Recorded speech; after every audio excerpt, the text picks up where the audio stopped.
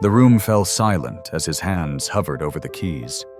They trembled not from fear, but from the weight of everything that had brought him to this moment. The panel of judges sat before him, their faces a mixture of skepticism and impatience. They'd told him to play it safe, to choose something simple, something that wouldn't expose his flaws. But Caleb Rivers wasn't here to play it safe. His fingers touched the ivory, and the first note rang out clear, deliberate, impossible. What followed wasn't just music. It was 10 years of silence screaming to be heard. It was war and loss and survival transformed into something the judges would never forget. One of them leaned forward, pen forgotten in her hand. Another's breath caught audibly. And in the back row, a woman who'd lost her own son to war felt tears begin to fall before the first phrase had even ended. They'd told him to play it safe. But what he played wasn't safe. It was survival. It was resurrection. It was a man refusing to let his demons have the final word. This is his story. Caleb stood outside the concert hall, staring at the ornate double doors like they were the gates to another world. In a way, they were. Inside, the regional piano competition was already underway. He could hear the muffled sounds of someone performing Chopin, technically perfect, but somehow hollow. The kind of playing that hit all the right notes but missed the heart entirely. He was 30 minutes early. He'd planned it that way. Needed the time to breathe, to remember why he was here. At 28, Caleb didn't look like the other competitors he'd seen filtering through those doors all morning. They were younger, mostly, fresh-faced conservatory students in tailored suits and polished shoes, carrying leather portfolios stuffed with sheet music. They moved with the confidence of people who'd never doubted their place in the world. Caleb wore his only suit, a second-hand navy blue, that didn't quite fit right in the shoulders. His hands, calloused and scarred, in ways that had nothing to do with piano playing, stayed buried in his pockets. And his eyes dark brown, and carrying depths most 28-year-olds never knew, kept darting to the parking lot, calculating escape routes. A decade ago, he would have belonged here, would have walked through those doors with his head high, his fingers eager, his future bright and certain. But that was before his father's death, before the war, before he'd learned that some silences are louder than any music. A young woman brushed past him, violin case in hand, and he caught a snippet of her conversation with her teacher. "Just remember, darling, this is only a regional competition. Nothing to be nervous about. You've prepared perfectly. Nothing to be nervous about." The words almost made him laugh. For her, maybe. For someone whose biggest obstacle was nerves, whose worst fear was a missed note. But for him, this wasn't about winning. It wasn't even really about music. This was about proof. Proof that he was still alive. Proof that the war hadn't taken everything. Proof that his hands could create something beautiful instead of just remembering all the ways they'd failed to protect the people he loved. He checked his watch. 25 minutes now. Inside that hall, his name was on a roster. Caleb Rivers, registered competitor scheduled to perform at 2:15. The woman at the registration desk had looked at him with surprise when he'd shown up 2 months ago to enter. "You're sure you want to compete?" she'd asked, her tone suggesting she was doing him a favor by giving him an out. "The level is quite advanced."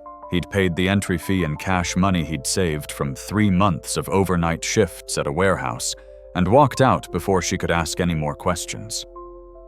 Now standing here, he wondered if she'd been right to doubt.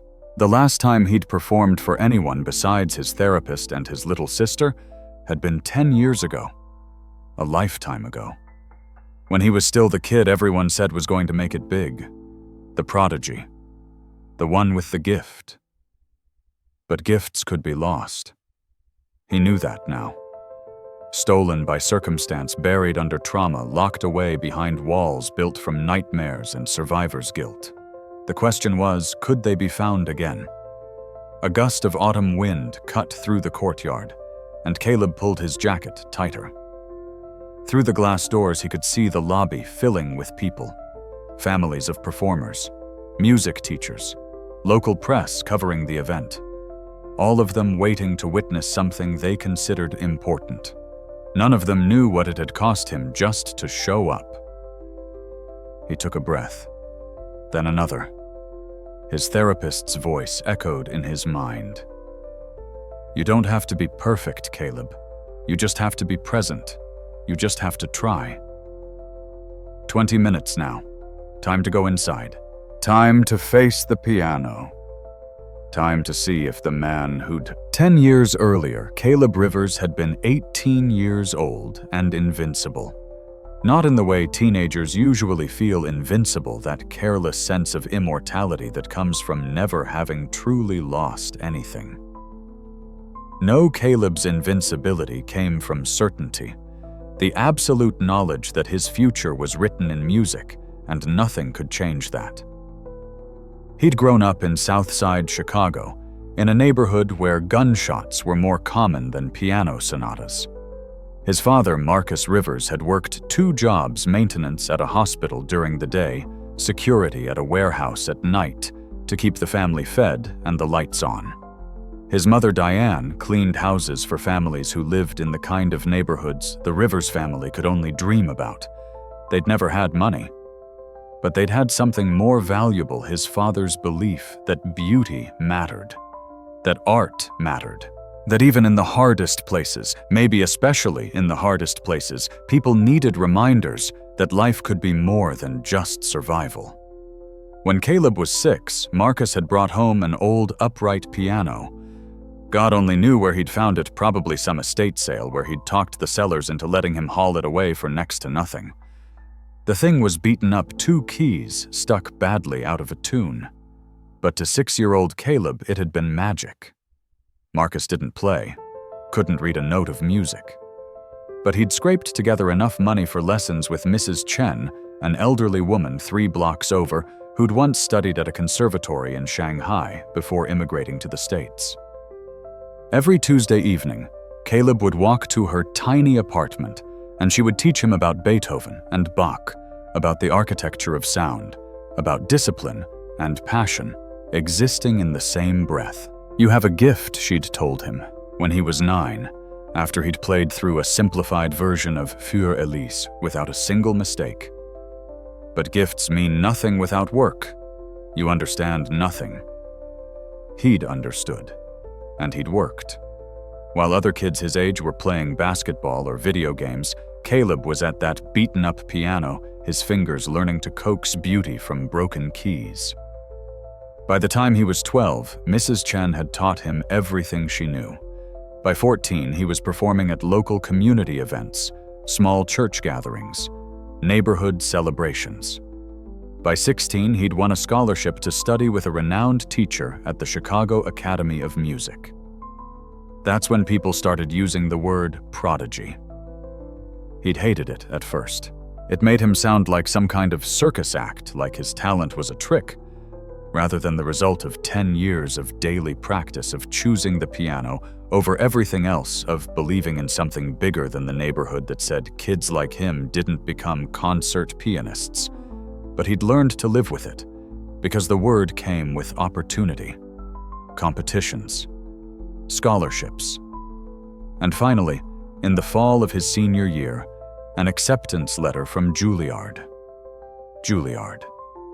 The word itself sounded like a dream. Full scholarship, 4 years, studying with masters, performing in venues he'd only seen in YouTube videos. A future where music wasn't just something he did in a cramped apartment with walls so thin you could hear the neighbors' arguments. A future where he could make his parents proud, where his father's sacrifice, all those double shifts, all those years of choosing his son's dream over his own rest, would mean something. He'd been accepted in December of his senior year. The letter had arrived on a Thursday. He'd opened it at the kitchen table. His hands shaking so badly he could barely read the words. When he finally understood what it said, he'd looked up at his father, unable to speak. Marcus had crossed the small kitchen in 2 strides, pulled his son into a hug that smelled like industrial soap and exhaustion, and said, "I knew it. I always knew it, son. You're going to show them all." 4 months later, Marcus Rivers collapsed at work, heart attack, dead before the ambulance even arrived. He was 46 years old. Caleb learned about it in the middle of calculus class. The school secretary appeared at the door, whispered something to the teacher, and suddenly Caleb was being pulled into the hallway, his mother's sister, Aunt Janet, waiting with tears streaming down her face. The funeral was on a Saturday. Caleb played at the service. Chopin's Funeral March, because that's what you were supposed to play, even though all he wanted to do was smash the piano into pieces. His fingers moved through the notes, mechanically hitting every mark with technical precision, while his heart felt like it was being torn apart by wild animals. After the funeral came the bills. Turns out Marcus had been covering a lot more than anyone realized, working those double shifts, not just to save for Caleb's future, but to keep them afloat in the present. The life insurance wasn't enough, not nearly enough. Within 2 months, they were behind on rent. The electricity got shut off twice. His mother picked up a 3rd cleaning job, and Caleb watched her come home so tired she could barely stand. He was 17. His little sister Nina was 8, and his mother was drowning. The choice wasn't really a choice at all. He deferred Juilliard, told them he'd take a gap year, family circumstances, he'd reapply next year. They'd been understanding, promised his spot would be waiting. But he'd known even as he wrote the email that he was lying. That next year wasn't going to happen. He needed money. Fast money. Real money. The kind that could support his mother and sister, that could mean Nina wouldn't grow up the way he had always, one crisis away from disaster. So in September, instead of moving to New York to study music, Caleb Rivers walked into a recruiting office and joined the Army. The recruiter had been smooth, professional, understanding. "You'll get training experience and a steady paycheck," he'd said, "plus the GI Bill when you get out. You can always go back to school later." Later. That word had felt both like a promise and a betrayal. The last night before basic training, Caleb sat at the piano in their tiny apartment. His mother and Nina were asleep. The instrument was even more beat up now than when his father had brought it home 12 years ago. 3 keys didn't work at all. The pedals squeaked. But he played anyway. He played Debussy Clair de Lune because it had been his father's favorite. The one piece Marcus would always request.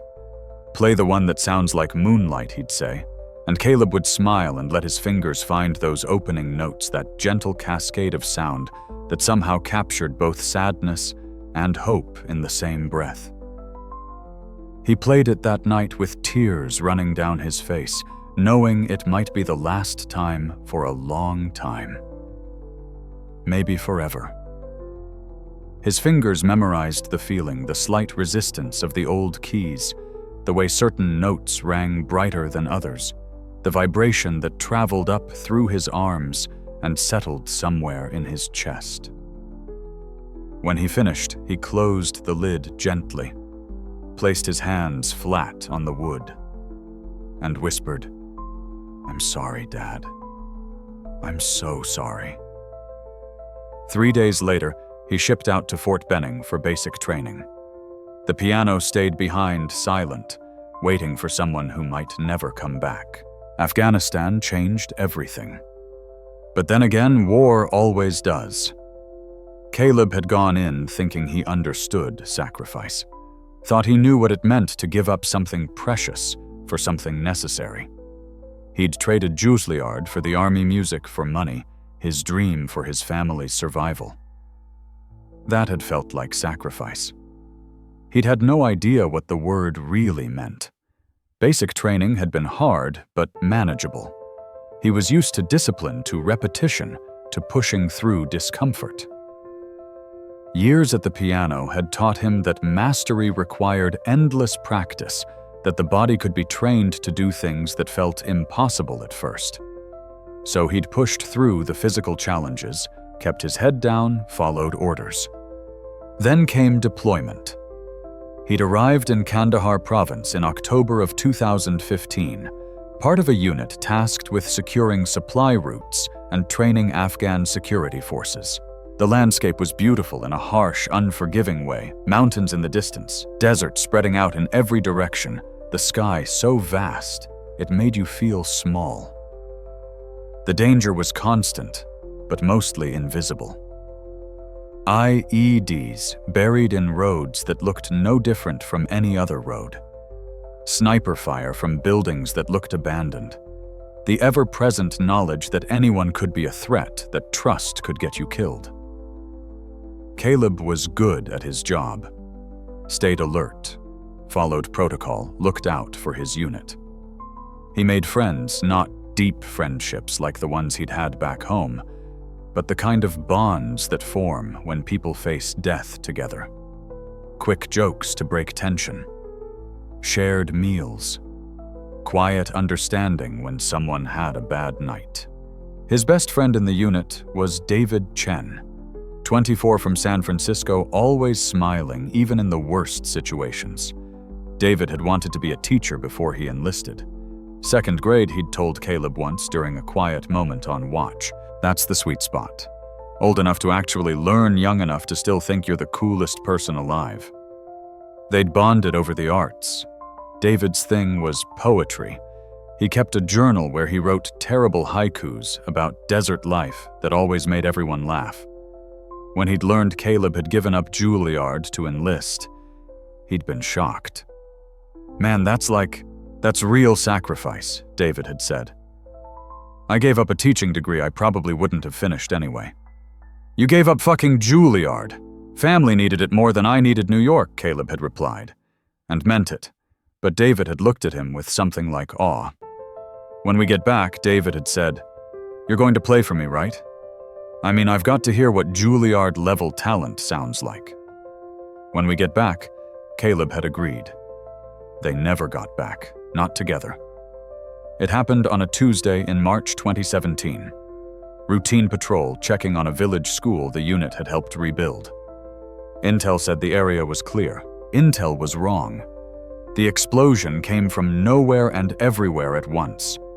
One moment Caleb was walking 3 paces behind David, scanning the roof lines like he'd been trained to do.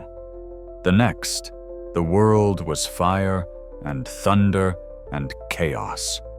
He was on the ground, ears ringing dust and smoke everywhere, trying to remember how to breathe.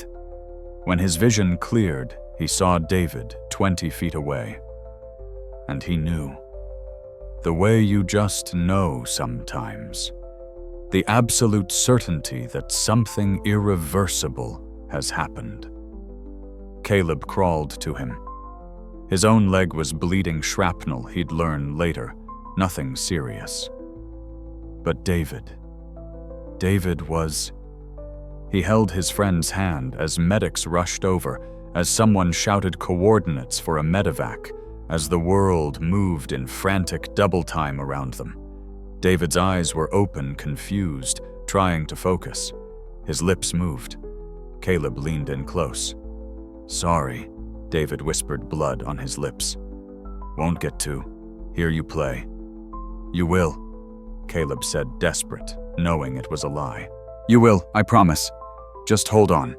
But David was already gone, slipped away between one breath and the next, leaving Caleb holding a hand that was still warm, but would never move again. 3 other soldiers died that day. 7 more were wounded. Caleb got a Purple Heart for the shrapnel wound and continued his deployment. But something in him had broken in a way that had nothing to do with shrapnel. He stopped writing home as often. Stopped responding to his mother's questions about how he was doing. Built walls around himself made of protocol and numbness, and the grim determination to just survive until his tour was over. At night, when he couldn't sleep, he'd try to remember piano music, would lie in his bunk and mentally play through pieces he'd memorized years ago. Beethoven, Chopin, Rachmaninoff. But the notes wouldn't come right. They'd be interrupted by the sound of explosions, by David's last words, by the weight of knowing that being alive meant other people weren't.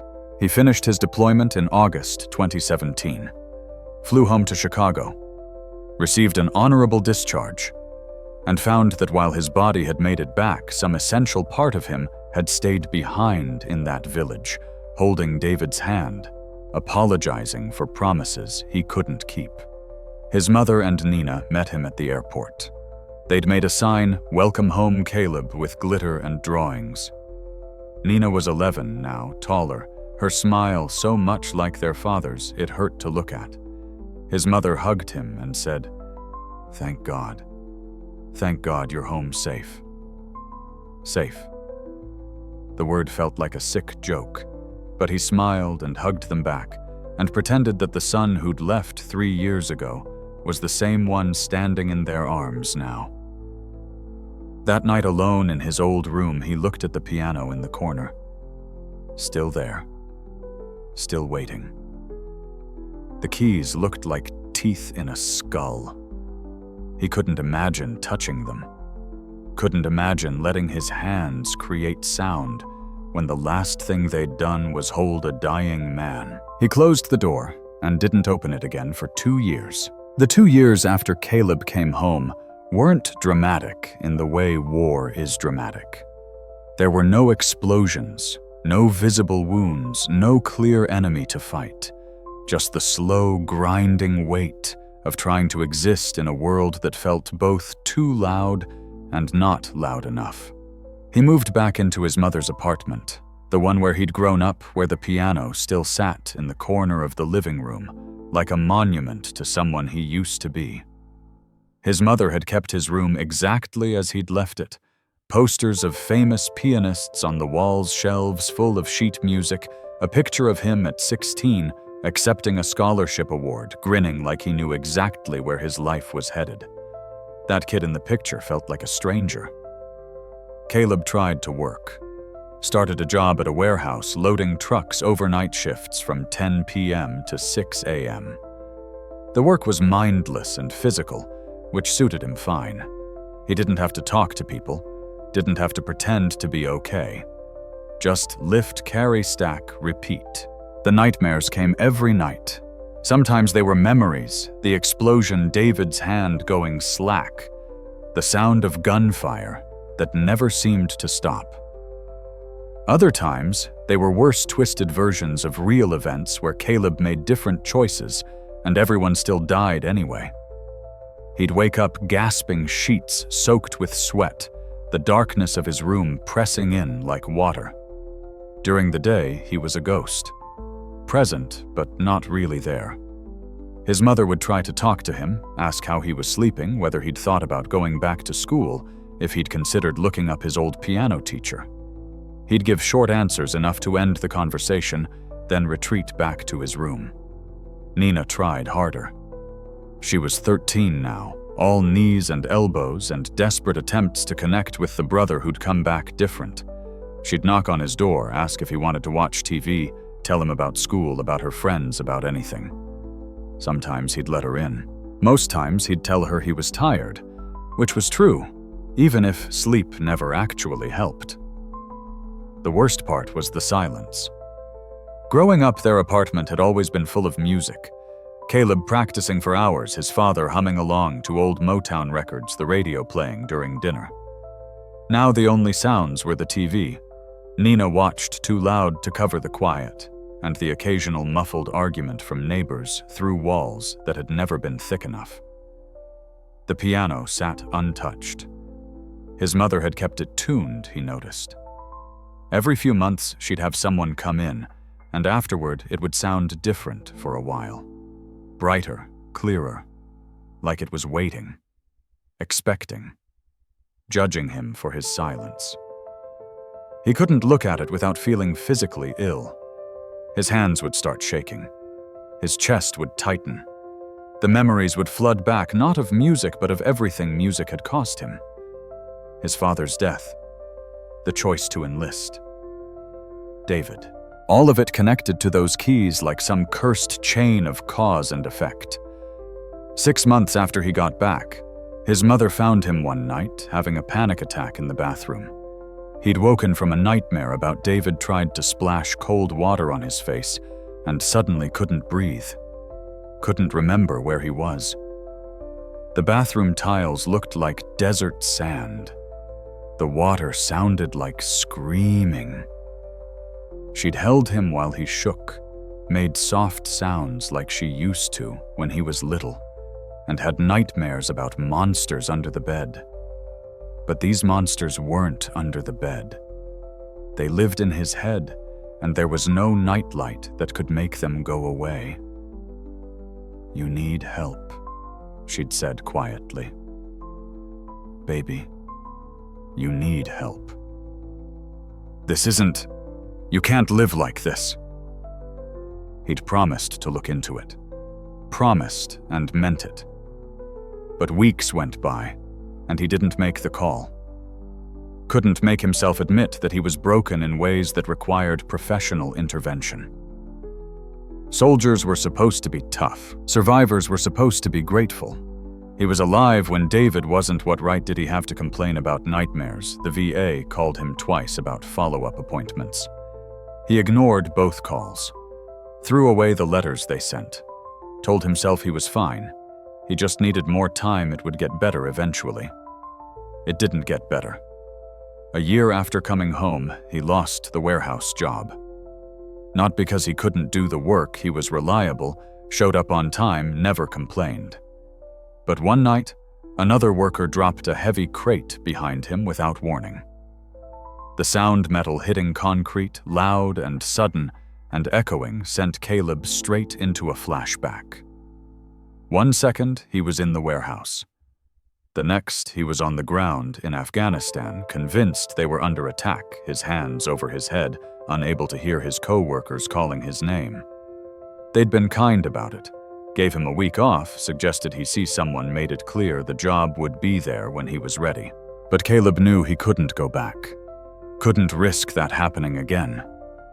Couldn't stand the look in his co-workers' eyes, pity mixed with confusion, mixed with discomfort. He stopped leaving the apartment except for necessities. His mother worked doubles to cover what his lost income had been providing. He felt like a failure, like he'd survived the war only to lose the peace. Nina found him one afternoon in his room, staring at the ceiling, not moving. She was 14 now, old enough to be angry as well as worried. "You know what Dad would say if he could see you right now?" she said, standing in his doorway with her arms crossed. He didn't answer. He'd say you're being selfish. He'd say you survived for a reason, and wasting it like this is insulting to everyone who didn't make it home. The words hit like a physical blow. Caleb sat up, anger flashing hot and immediate. "You don't know anything about it. I know my brother went to war and someone else came back." Her voice cracked. "I know you won't even look at the piano. I know you're giving up. I'm not giving up. I'm just... what, existing? Is that what you call this?" She gestured at his room at him. "This isn't living, Caleb. This is just... waiting to die." She left before he could respond. He sat there in the silence, her words echoing louder than any sound. That night, unable to sleep as usual, he got up and went to the living room. The piano sat in the corner exactly where it had always been. Moonlight from the window made the keys look silver. He stood in front of it for a long time, just looking. Slowly, like approaching something dangerous, he sat down on the bench. The wood creaked, the same sound it had made for 20 years. His hands hovered over the keys, trembling. Just one note, he told himself. Just to prove you can. His finger touched middle C. The sound that came out was clear, pure, exactly what it should be, and also unbearable. That one note opened something in him that he'd been keeping sealed shut. All the grief, all the loss, all the years of music he'd given up came flooding back. He stood up so fast the bench fell over. His heart was racing, sweat breaking out on his forehead.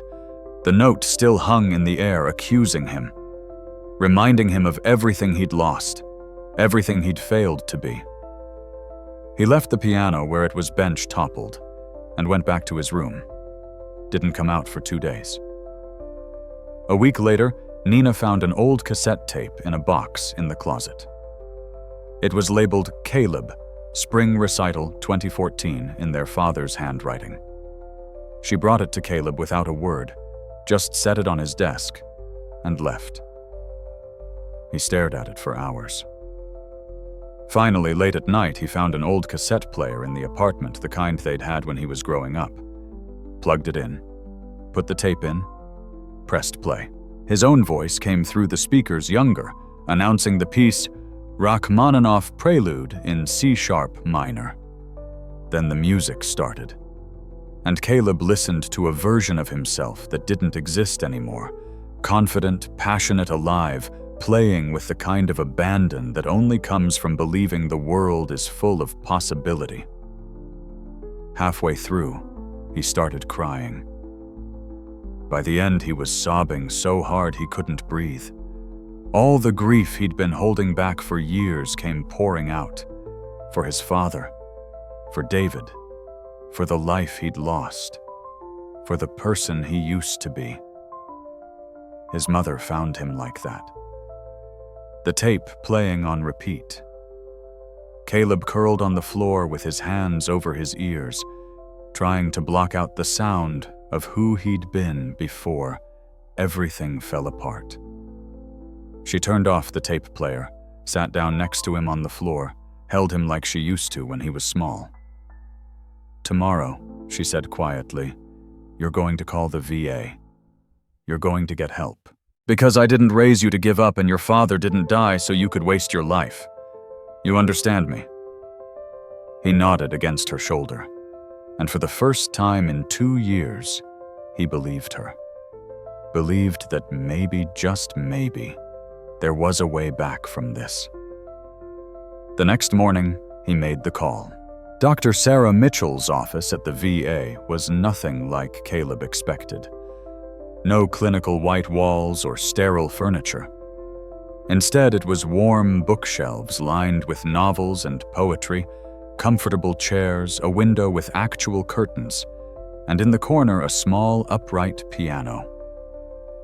Caleb's eyes went to the piano immediately, then away, then back. Like a car accident you can't help but look at. Dr. Mitchell noticed. She was in her 50s with silver hair pulled back and eyes that seemed to see through all the walls people built around themselves. She gestured to one of the comfortable chairs. "Thank you for coming, Caleb. I know it took courage to make that call." He sat down stiffly. "My mom made me. Mothers have a way of knowing what we need before we do." She settled into her own chair, not behind a desk, but across from him like equals. "Tell me why you're here." "I don't know. I mean, I have nightmares. Can't hold a job. But lots of guys have it worse. So, let's start with a rule," she interrupted gently. "In this room, we don't compare trauma. Your pain doesn't need to be worse than someone else's to be valid. It just needs to be yours." The simple acknowledgement of that cracked something open in him. For the first hour, he talked. Not easily, and not without long pauses, but he talked. About Afghanistan. About David. About coming home to a world that didn't make sense anymore. She listened without interrupting, without the pity he'd expected, without trying to fix everything immediately. Finally, she said, "You mentioned your mother made you call, but I'm curious about something. When you walked in, you looked at that piano like it was a ghost. "Want to tell me about that I used to play?" he said shortly. "Used to. Before everything. Before my dad died. Before—" He gestured vaguely, encompassing war and loss, and all the befores that led to now. And now I can't. Can't even be in the same room with one without— He trailed off, not sure how to explain the panic that seized him. Dr. Mitchell leaned forward slightly. "Caleb, what you're experiencing, the nightmares, the panic, the avoidance, these are symptoms of PTSD, post-traumatic stress disorder. Your brain went through extreme trauma, and it's trying to protect you by keeping you away from anything that might trigger those memories. The problem is it's protecting you so aggressively that it's also keeping you away from things that might heal you. Like piano. Like piano. Tell me something, when you played before, what did it feel like?" The question caught him off guard. No one had ever asked that. It felt like I was exactly where I was supposed to be. Like everything made sense. Like I could say things without words that I couldn't say any other way. "And your friend David, you told me he died wanting to hear you play, that his last words were an apology about that." Caleb's throat tightened. "Yeah. So every time you think about piano, you think about David, about promises you couldn't keep, about all the ways you survived, and he didn't. I should have saved him." "You couldn't have. The IED was— I know." Caleb's voice came out harsh. "Logically, I know. But knowing doesn't change how it feels." Dr. Mitchell was quiet for a moment. "Here's what I'd like to propose. It's called music therapy. It's a way of processing trauma through sound, through creation, through the very thing that right now scares you the most." Caleb shook his head immediately. "I can't. I tried once, I can't. Not alone. With support. With someone who understands that it's not about perfect performance. It's about connection. Healing. Finding a way to honor what you've lost by reclaiming what's still yours. The piano isn't mine anymore, isn't it?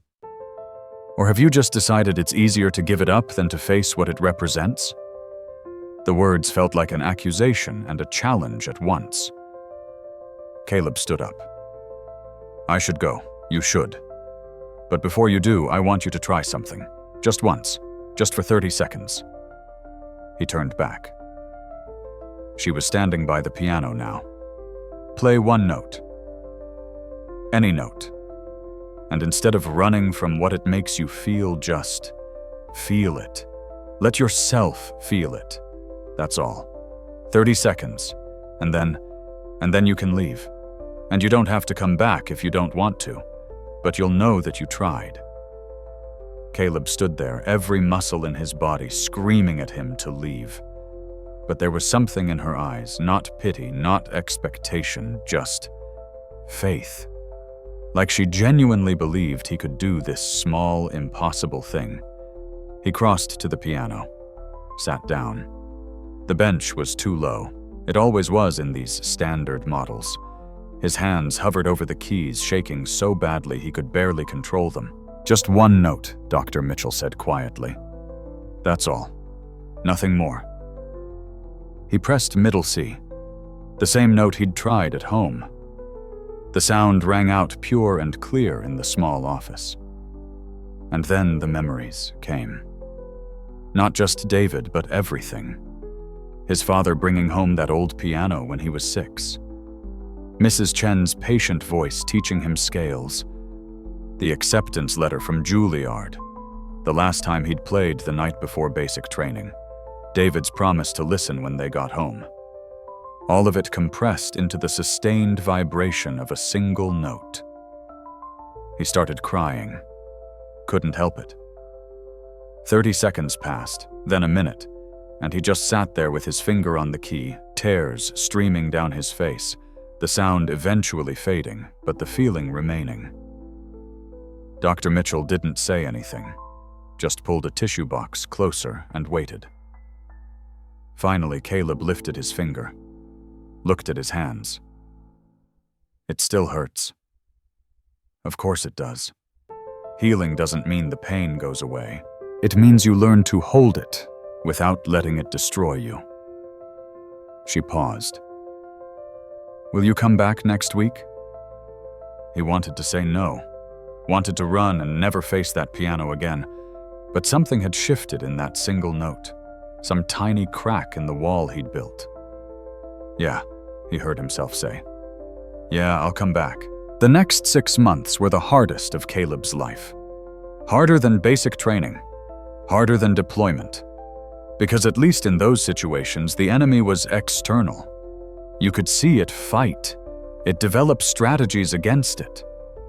This enemy lived inside him, in the memories that ambushed him at random moments, in the panic that seized his chest when he heard sudden noises, in the shame that told him he was weak for needing help, in the fear that he'd never be whole again.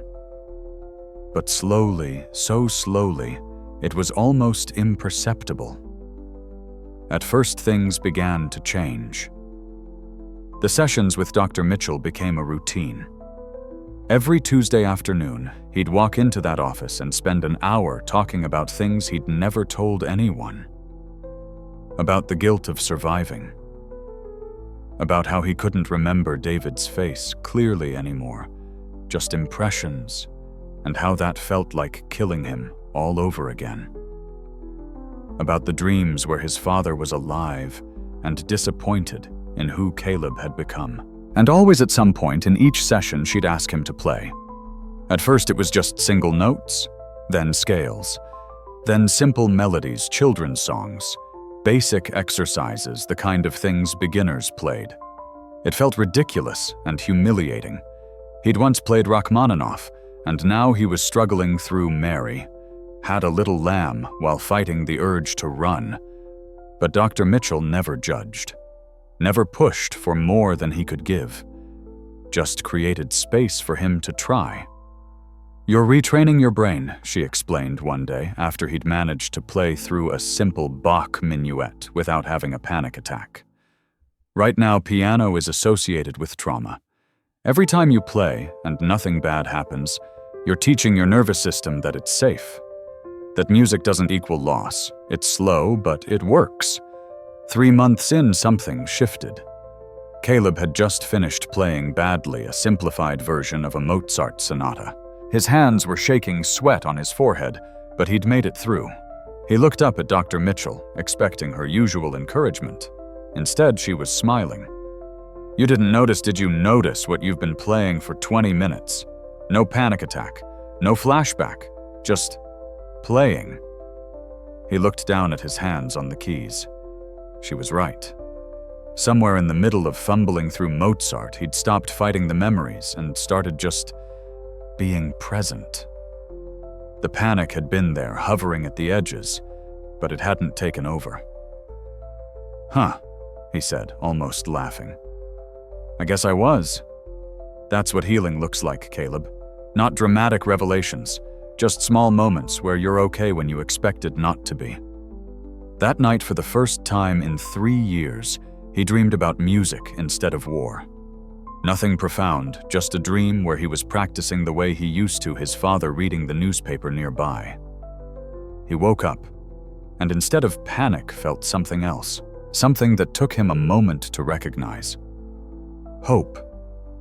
He started practicing at home, not on the old family piano that still felt too loaded, too connected to everything he'd lost. But he found a practice room at a community center 3 miles away that rented by the hour for $5. 40 minutes on the bus to get there, 40 back, but worth it for the anonymity. No one there knew who he was or what he'd been through. He was just another person renting time with an instrument. The first few sessions he could barely play for 10 minutes before the anxiety became too much. But he kept going back, kept pushing just a little further each time. The panic attacks became less frequent, the flashbacks less intense.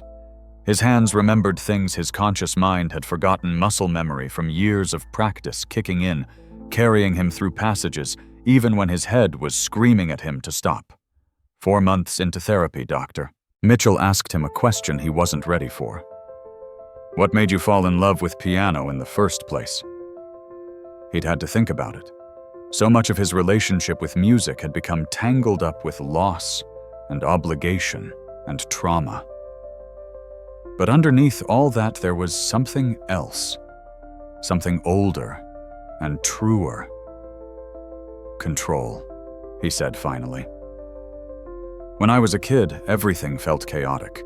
My dad working all the time, money being tight, the neighborhood. But when I played, I could control exactly what happened. I decided which notes, which rhythm, what feeling. It was the one place where I had complete say over the outcome. And now that you've been in situations where you had no control, where people died despite your best efforts, how does that change your relationship with piano? The question hit like a punch. Because it wasn't it. That was the thing he'd been avoiding. Piano had been about control, and then life had taught him control was an illusion. So what was the point? He didn't have an answer that day. But the question stayed with him, working on him like a splinter under the skin. 2 weeks later, something happened that changed everything. Nina had been accepted into a special arts program at her high school. It was competitive, expensive, required an audition. She'd gotten in on her own merit, her painting something she'd been developing quietly while Caleb had been lost in his own head. The family scraped together money for supplies, and she was starting in the fall. She came to Caleb's room to tell him, nervous and excited. "I know it's not the same as what you did with piano," she said. "But I thought, I don't know, maybe you'd want to know." He looked at his little sister, not so little anymore, 16 now, almost the age he'd been when everything fell apart. She'd grown up while he'd been gone, while he'd been checked out, while he'd been drowning. And she'd found her own passion, her own form of expression, despite having a front row seat to what pursuing art had cost him. "Nina," he said, his voice rough. "Can I tell you something?" She sat down on the edge of his bed. "Yeah, I'm proud of you. And I'm sorry." "For what?" "For not being around. For letting my stuff take over everything. For not being the brother you deserved." She was quiet for a moment. Then, "You survived a war, Caleb. You're allowed to not be okay. But you still needed me. And you're still here. That's what matters." She paused. "Can I ask you something?" "Sure. Are you ever going to play again? Really play, I mean. Not just therapy stuff." The question surprised him. "I don't know." "Why?" "Because I remember what it sounded like. When you played, before, and I think..." She struggled for words.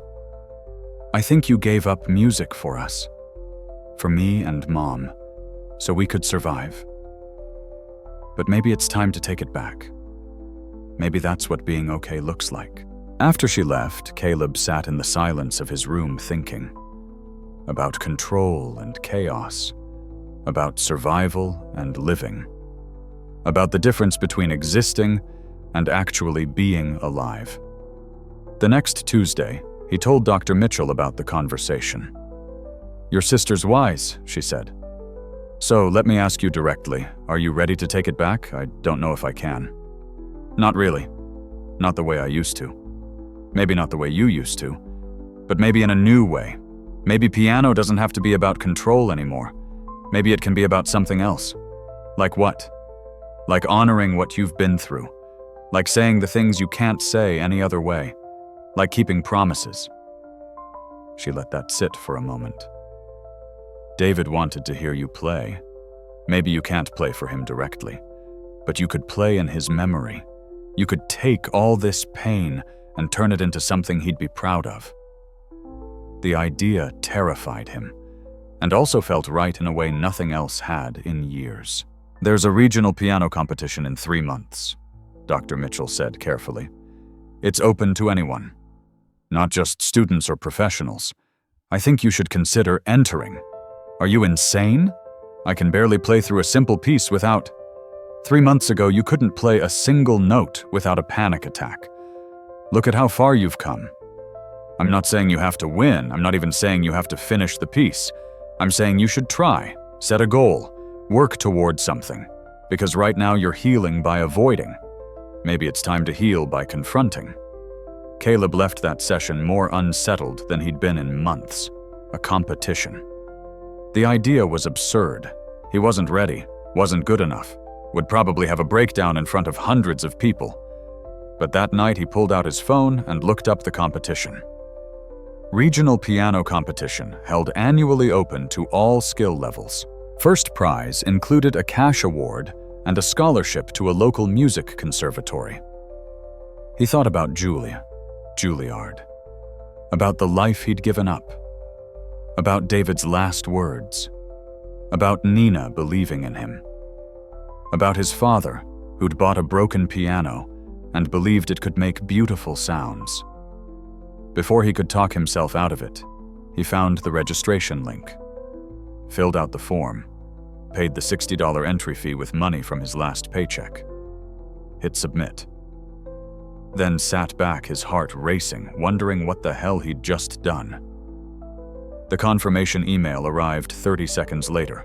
He was registered, scheduled to perform in 3 months. He'd need to choose a piece practice, actually show up. The panic started immediately, but underneath it, barely perceptible, but definitely there was something else. Excitement. For the first time in years, he had something to work toward. Something that was his.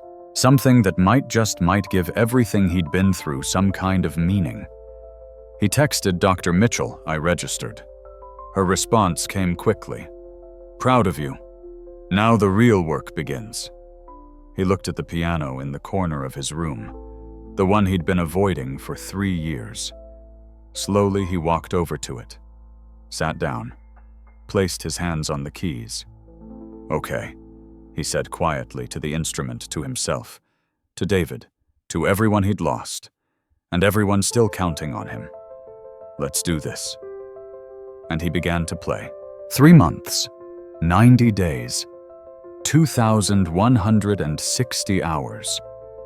When Caleb broke it down like that, it felt both impossibly long and terrifyingly short. He'd chosen his piece carefully. Not the hardest thing he'd ever played that would be suicide. But not something simple either. Something that meant something. Beethoven's Piano Sonata. Number 23 in F minor. The Appassionata. Dr. Mitchell had raised an eyebrow when he told her. "That's ambitious." "David and I used to talk about it," Caleb said, "back in Afghanistan. During those long nights on watch when you'd talk about anything to stay awake. He asked me once what the hardest piece I'd ever played was. I told him about Rachmaninoff, but I said if I could master anything, it would be the Appassionata." Why that one? Because it's not just technically difficult, it's emotionally brutal. The first movement is all passion and struggle. Appassionata means impassioned in Italian. The second movement is this brief, beautiful calm, and then the third movement is just chaos and resolution all at once, like everything falling apart and coming together at the same time. Sounds like what you've been living through. Yeah. Caleb looked down at his hands. I told David that if I ever got good enough to really understand that piece, I'd be able to understand anything. He said he'd pay money to see that. I told him I'd play it for free first performance after we got home. Dr. Mitchell was quiet for a moment. Then you have to play it. Not for the competition, for him. So Caleb committed to 3 months of practice, to facing the instrument that still sometimes made his hands shake, to rebuilding technique that had atrophied over years of avoidance. He couldn't afford private lessons, couldn't rent a proper practice space for the hours he needed.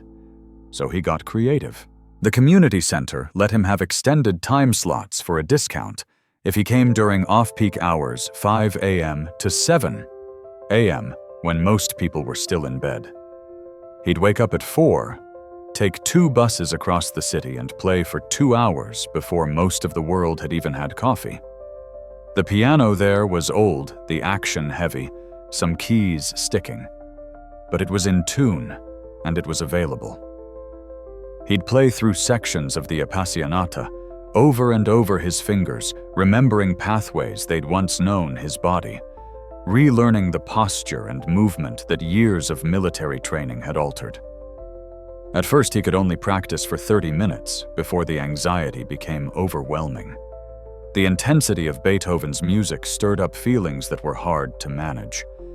He'd have to stop, breathe, remind himself that he was safe, that this was Chicago and not Afghanistan, that the pounding notes were music and not explosions. But gradually 30 minutes became 45, then an hour, then 2. Then, he posted a video on YouTube just for himself to track progress. Nobody watched it, but it helped to see how far he'd come. To watch himself play through the first movement in week 1, stilted and uncertain, and then again in week 4, smoother, more confident. Dr. Mitchell became his informal coach. She wasn't a performance teacher, but she understood the psychological side better than anyone. When he'd come to sessions frustrated that he couldn't get a particular passage right, she'd help him work through the mental blocks. "You're trying to play it perfectly," she observed once. "Like if you hit every note exactly right, it'll somehow fix everything that's broken. Isn't that the point of practicing?"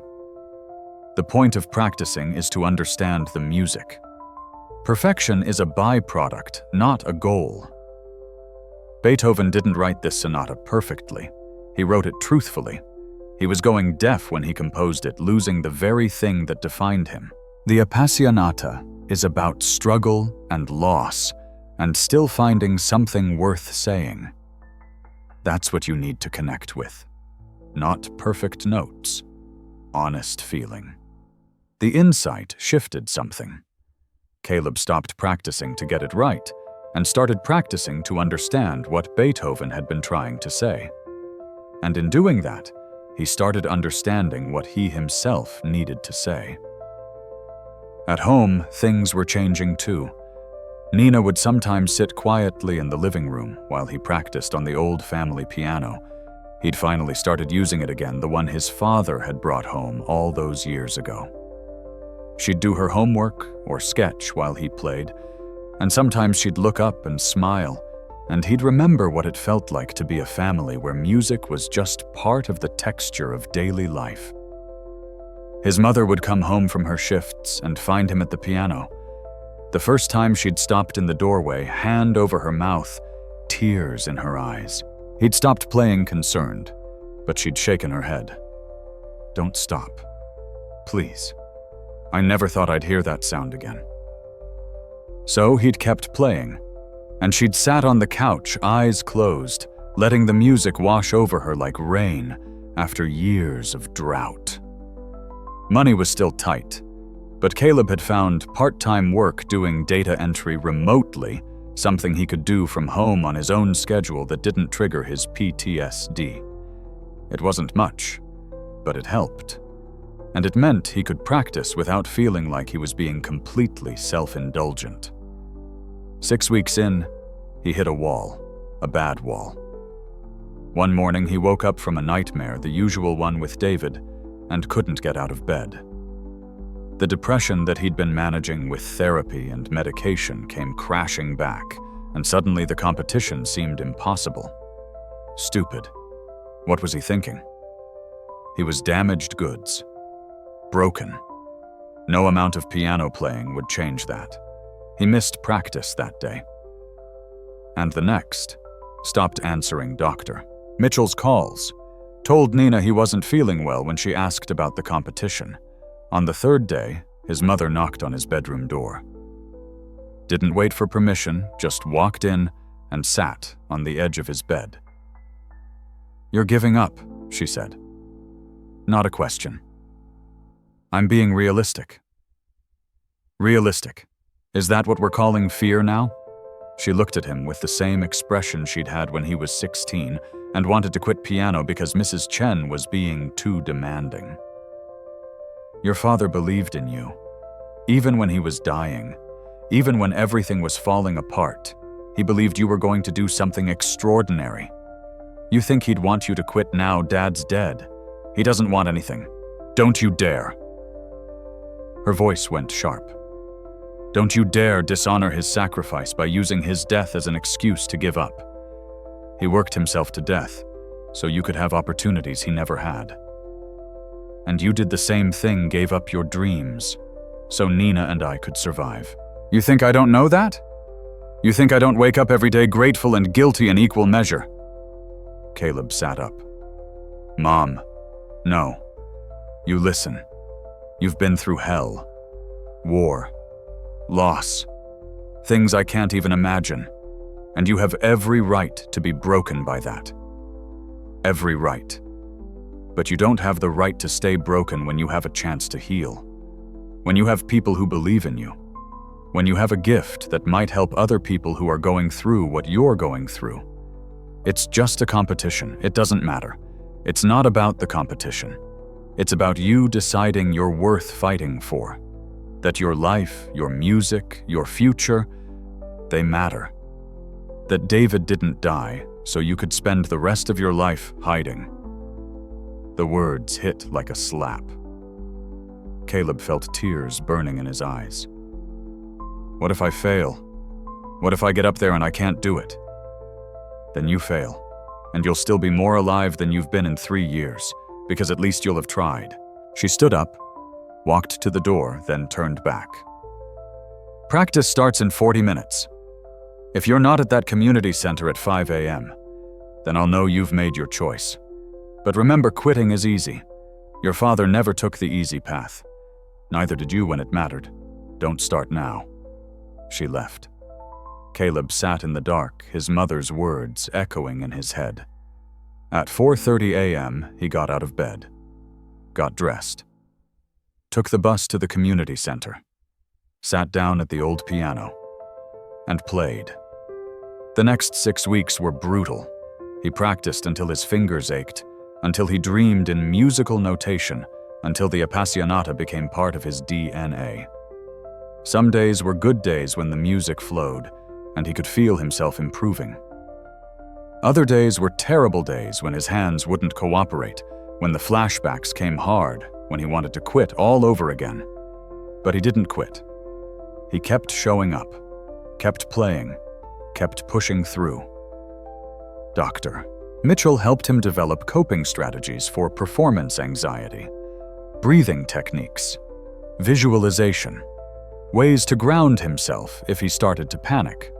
The goal isn't to eliminate nerves, she told him. The goal is to channel them. Every performer gets nervous. The difference is whether you let it paralyze you or energize you.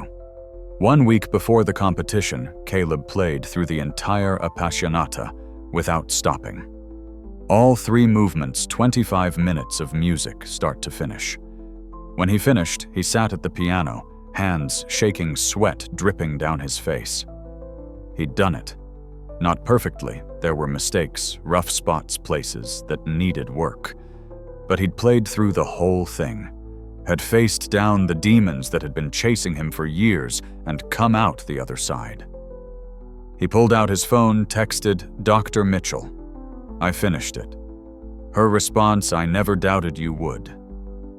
Now comes the hard part. The hard part. Performing it in front of judges, in front of an audience, in front of all his fears and doubts, and the very real possibility of failure. But as Caleb packed up his things and headed home that morning, he realized something. He'd already won. Just by getting to this point. Just by refusing to let the war have the last word. Just by honoring his father and David and everyone who'd believed he was worth saving. The competition was just the public declaration of something he'd already proven to himself. He was still here, still capable, still had something to say. And no matter what happened in that performance hall, nothing could take that away. 1 week before the competition. 7 days. 168 hours. Caleb had been counting down, but now that the date was actually close, time felt less like progress and more like a noose tightening. He'd been practicing for 3 months. Had the Appassionata memorized so thoroughly he could play it in his sleep, and sometimes did his fingers moving against the sheets, phantom notes playing in dreams. He'd worked through the technical challenges, mapped out the emotional arc, prepared as much as humanly possible. And yet, it started small. A hesitation during practice. A moment where his hands froze mid-phrase, not from lack of knowledge, but from sudden overwhelming doubt. What was he doing? Who did he think he was? He wasn't a professional musician, wasn't a conservatory student. He was a veteran with PTSD who hadn't seriously played piano in a decade. The other competitors would be real pianists, people who'd been practicing their entire lives without interruption, without war, without trauma derailing everything. They'd be polished and confident and whole in ways he'd never be again. He tried to push through it, told himself doubt was normal, that Dr. Mitchell had warned him this might happen. But the voice in his head, the one that sounded like his worst fears given speech, grew louder each day. Tuesday. 5 days before the competition, he had his regular session with Dr. Mitchell. He sat down in her office, hands shaking, and said, "I can't do this." She didn't look surprised. "Tell me what happened." "Nothing happened. That's the problem. I've been practicing and I know the piece, but what if I get up there and it all falls apart? What if I have a panic attack in front of everyone? What if I freeze and can't remember anything?" "Those are all possibilities," she acknowledged. "What if they happen? Then I'll humiliate myself, prove everyone right who thinks I'm wasting my time. Who thinks you're wasting your time, I don't know. People, the world, me." "Ah, so this is about what you think of yourself, not what others think of you." Caleb looked down at his hands. The scars from shrapnel faded now, but still visible. The calluses from piano practice building back up after years of absence. Hands that had held a dying friend, and now were trying to create beauty. How was that possible? How did you go from one to the other? "I told you about David," he said quietly. About his last words. How he said he was sorry he wouldn't get to hear me play.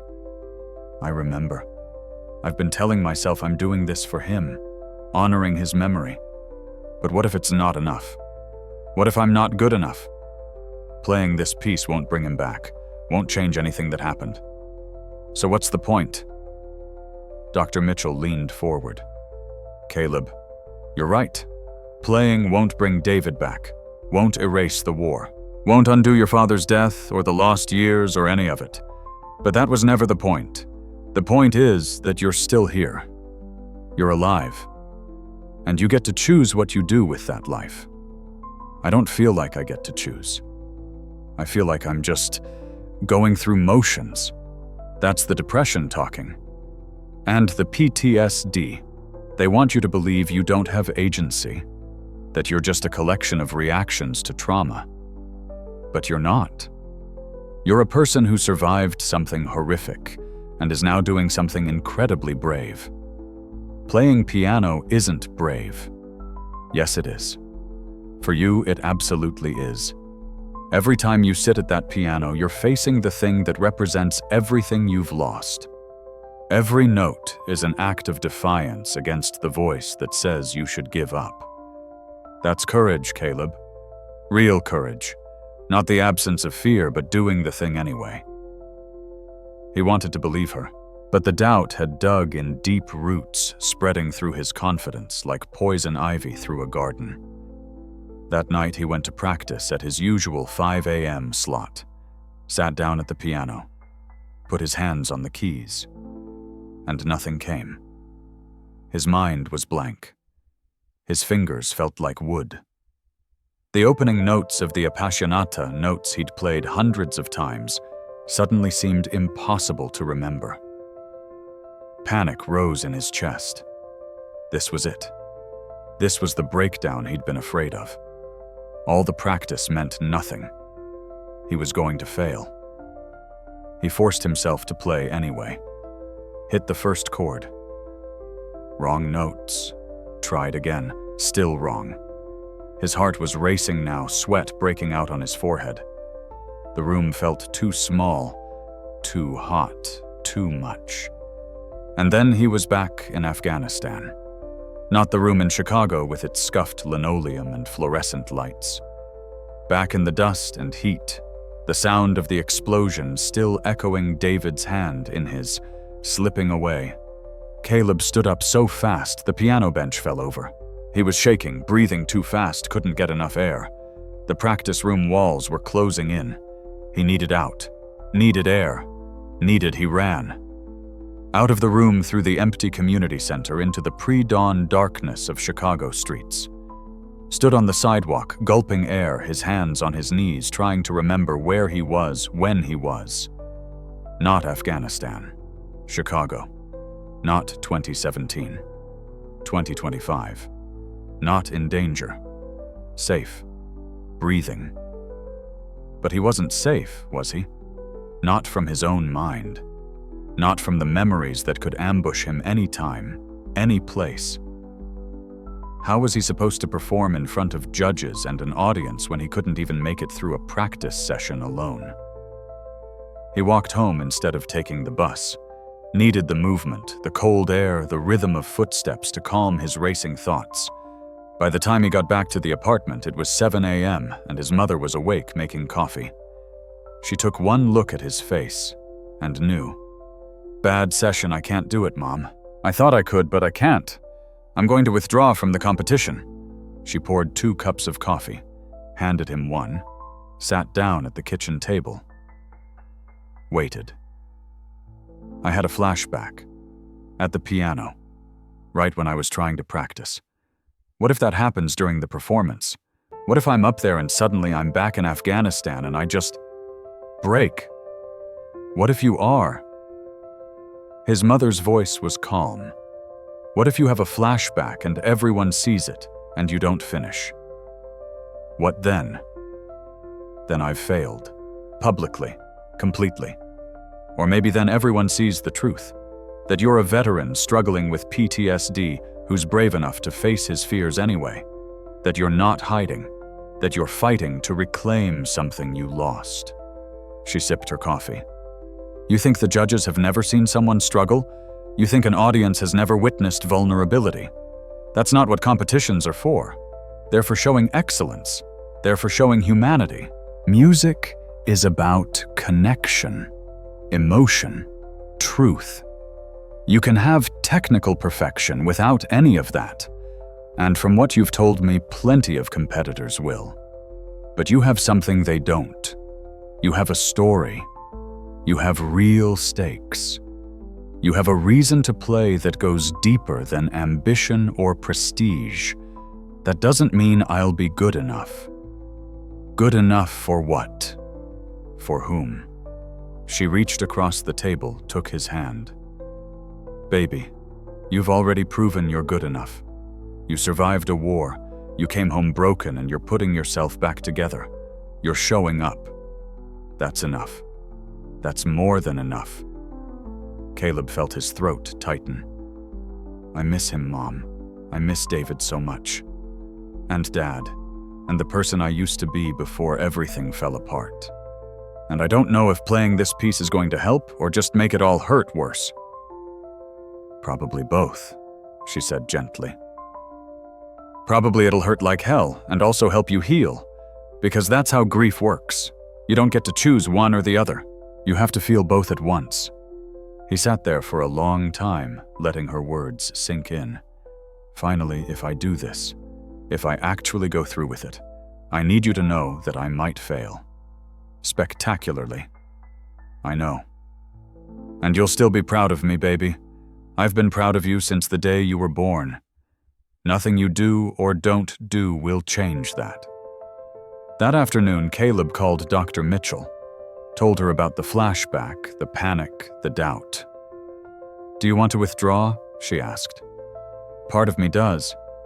The part that's scared." "And the other part?" "The other part wants to finish what I started. Wants to prove I can do hard things. Wants to make David proud, even if he'll never know." "Then you have your answer. The scared part will always be there, Caleb. Trauma doesn't just vanish, but it doesn't have to control your choices. You can be scared and do it anyway. What if I fail? Then you'll have tried. And trying matters more than succeeding.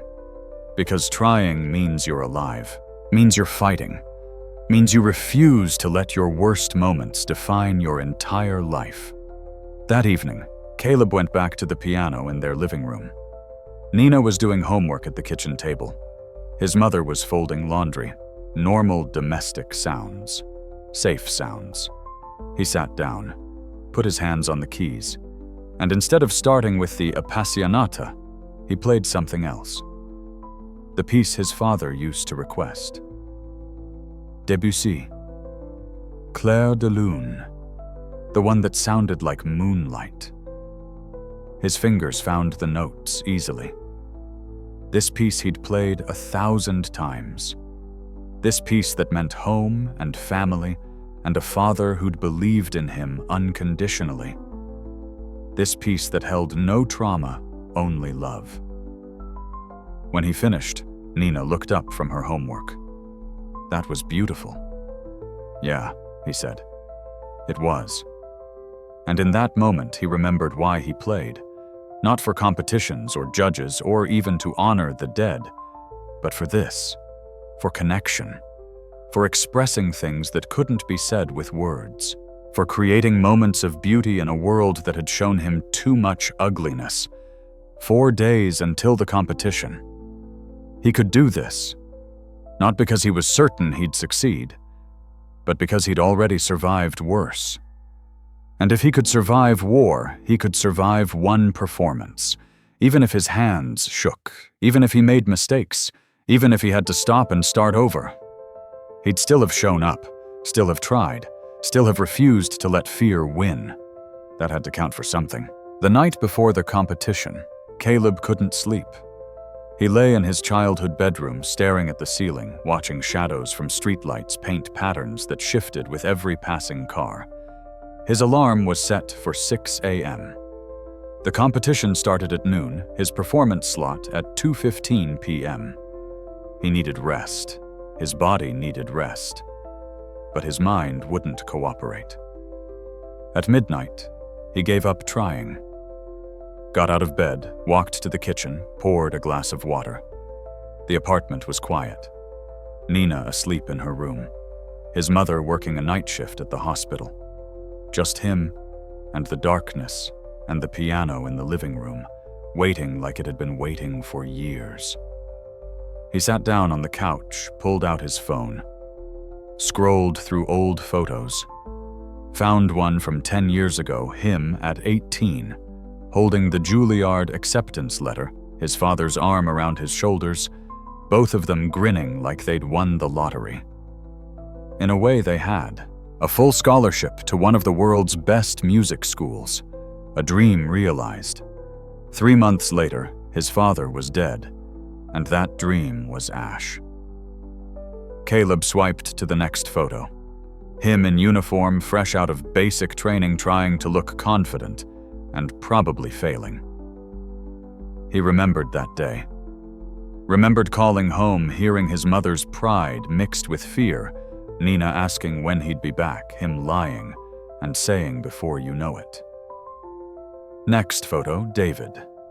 Someone had taken it during downtime at base in Afghanistan. David was laughing at something off camera, his face so alive, so present.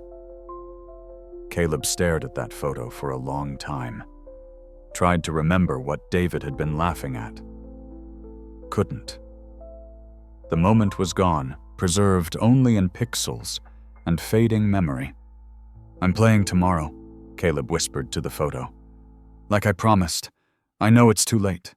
I know you're not here to listen. But I'm playing anyway. Because you believed I should." Because you died wanting to hear it. Because maybe playing for you is the only way I know how to say goodbye."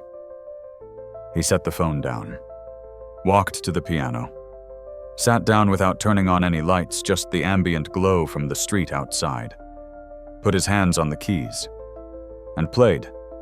Not the Appassionata. That was for tomorrow. Tonight he played everything else. Chopin nocturnes that Mrs. Chen had taught him when he was 12.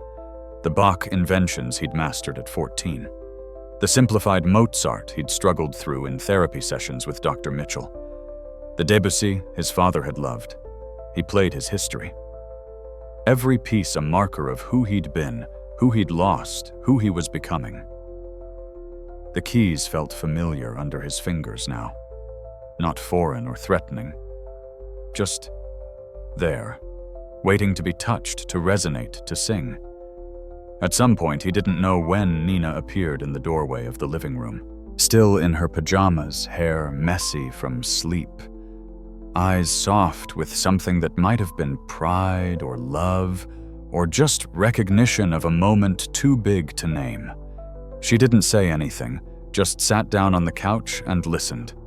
Caleb played until his fingers ached, until the darkness outside shifted toward the gray pre-dawn, until he'd played through every emotion he'd been carrying, grief and hope and fear and determination, all tangled together into something that sounded impossibly like healing.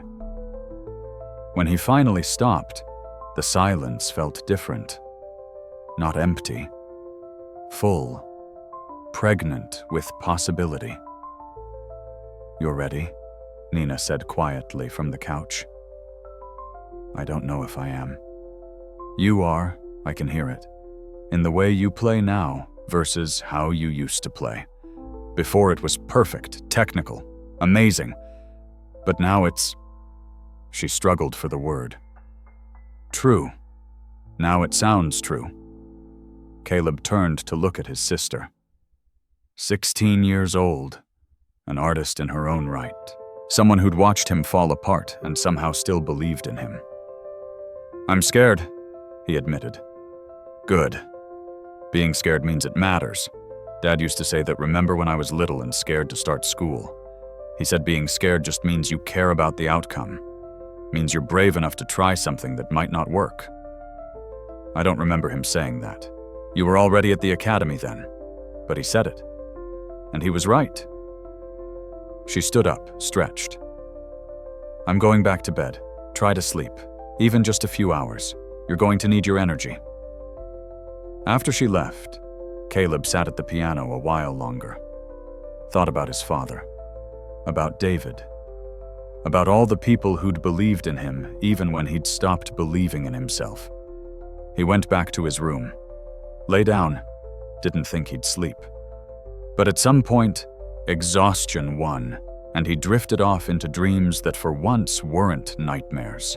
Just images of light and sound, of hands on keys of music filling spaces that had been empty too long.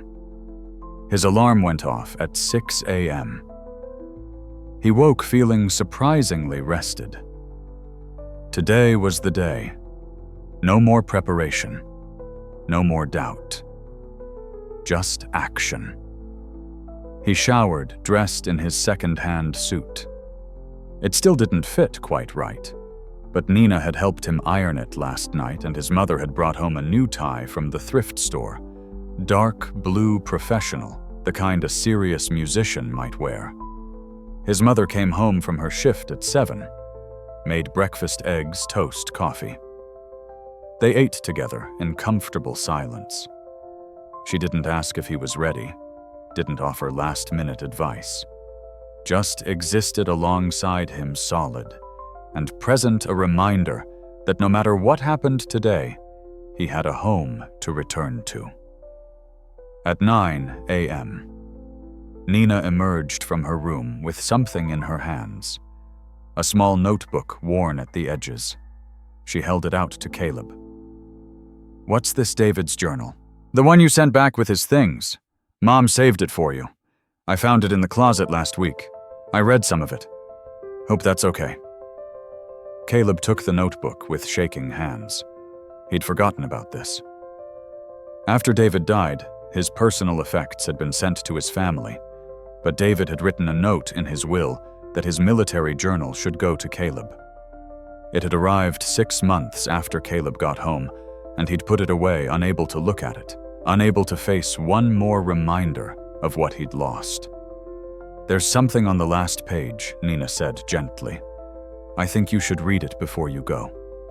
After she left, Caleb opened the journal, flipped through pages of David's handwriting notes about missions, complaints about food, terrible haikus about desert sunsets, and then on the last page, dated 2 days before he died, talked to Caleb tonight about music again. He doesn't think he'll ever play seriously after this. Says he's lost too much, been gone too long. I told him that's bullshit. I told him the best musicians aren't the ones who've had it easy. They're the ones who've lived, who've hurt, who've lost. Because they understand what music is really for, not to show off technical skill, but to say the things that hurt too much to speak out loud. I made him promise that if something happens to me, he'll play. Really play. Not for me, but for himself. Because survival isn't just about staying alive. It's about finding reasons to want to be alive. He promised. I'm holding him to it. If you're reading this, Caleb, and something tells me you are, then something happened to me. And I'm sorry. Sorry I won't get to hear you play. Sorry you have to carry this. But I'm not sorry I knew you. You're the best friend I've ever had. And you're going to do something extraordinary with your life. I know it. Now go play, you stubborn bastard. Make it count. Caleb read the entry 3 times. By the 3rd reading, tears were streaming down his face. David had known, had seen through all of Caleb's defenses, and known that he'd need this push, this permission, this reminder of why survival had to mean more than just existing. He closed the journal, put it in his jacket pocket. Today, David would be with him after all, not in the way either of them had wanted, but present nonetheless. At 10:30, his mother drove him to the performance hall. The building was impressive old theater converted into a music venue with marble steps and tall columns and banners advertising the competition.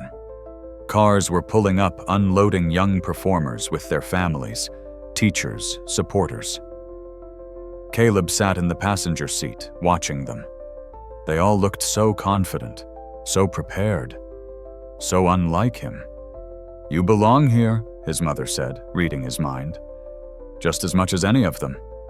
More, maybe. Because you earned this. You fought for it. They might have talent and training, but you have something they don't.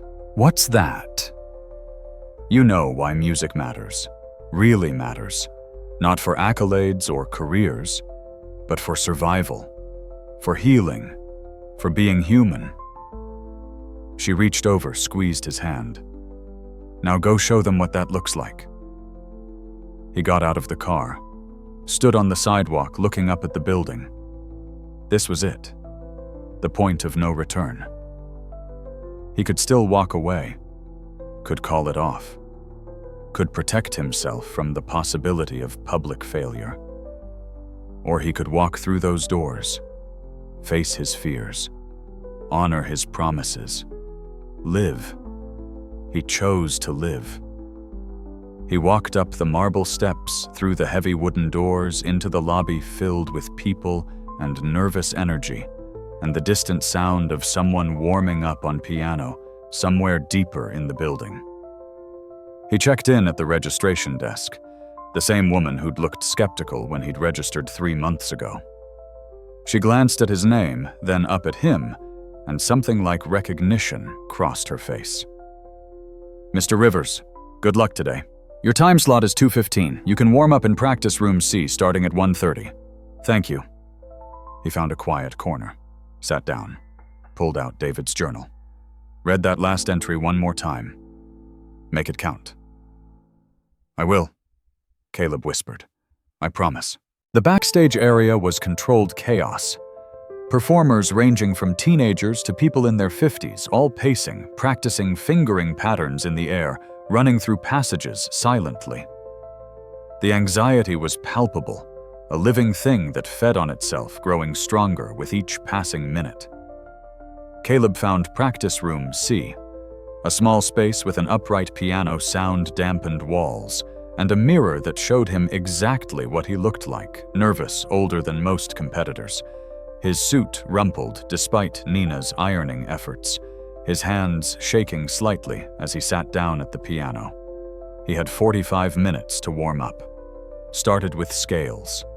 C major up and down the foundational pattern he'd learned when he was 6 years old. The familiar motion calmed him slightly. His fingers remembered even when his mind was racing. Through the walls he could hear other performers warming up. Chopin etudes played with crystalline precision. Liszt that sounded impossibly fast and clean. These people were good, really good. What had he been thinking entering this competition? He pushed the doubt away, focused on his own warm-up, ran through some of the Appassionata's most challenging passages. His fingers moved through the notes not perfectly. There were stumbles, but well enough. It would have to be well enough. At 1:45, an announcement came over the intercom. The competition will begin in 15 minutes. First performer, please report to stage left. Caleb wasn't first. Wasn't even in the first hour. He had time. Too much time, maybe. Time to think. Time to doubt. Time to imagine all the ways this could go wrong. He left the practice room, found his way to the wings, where he could watch without being seen. The stage was impressive, a full concert grand piano, in the center professional lighting seating for maybe 300 people in the house. The judges' table was front and center. 3 people, all older, all looking serious and slightly bored. The middle judge was Margaret Thornton. He recognized her from the program bio. 63, former concert pianist, now professor at Northwestern's music school. Known for being exacting and fair, but not particularly warm. The kind of person who valued discipline over expression, technique over emotion. Great. Just the audience for someone playing through PTSD with shaking hands. The first performer was introduced Amanda Chen, 19 student at the Chicago Academy of Music. She walked on stage with perfect posture, sat at the piano with the confidence of someone who'd done this 100 times, and began playing Chopin's Ballade number 1. She was flawless. Absolutely flawless. Every note crisp and clear, every dynamic shift executed with precision, the phrasing musical and thoughtful. When she finished, the audience applauded enthusiastically. The judges made notes, their faces revealing nothing. Caleb felt his stomach drop.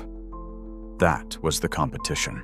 People like Amanda, who'd been training their entire lives, who made impossibly difficult music sound effortless. The next performer was even better. And the next. Each one technically brilliant, polished professional. Caleb watched them all, feeling smaller with each performance. At one point, a young man about Caleb's age sat down next to him in the wings. He looked equally nervous, hands clenching and unclenching, leg bouncing. First time competing, the guy asked. Yeah. You third time. Haven't placed yet, but hoping this year's different. He glanced at Caleb. What are you playing, Beethoven? Appassionata. The guy's eyebrows went up. Seriously, that's ambitious. I'm playing Debussy. Figured I'd go with something more manageable. Probably the smarter choice. Maybe. But if you pull off the Appassionata, you'll definitely stand out. That piece is a beast. He stuck out his hand. I'm James. Caleb. They shook. It felt oddly normal, like maybe he wasn't completely alone in this. James went on stage about an hour into the competition. His Debussy was beautiful, subtle, impressionistic, technically solid, if not spectacular. He got polite applause and returned to the wings looking relieved just to have finished. "Your turn soon?" he asked Caleb. 45 minutes. Good luck, man.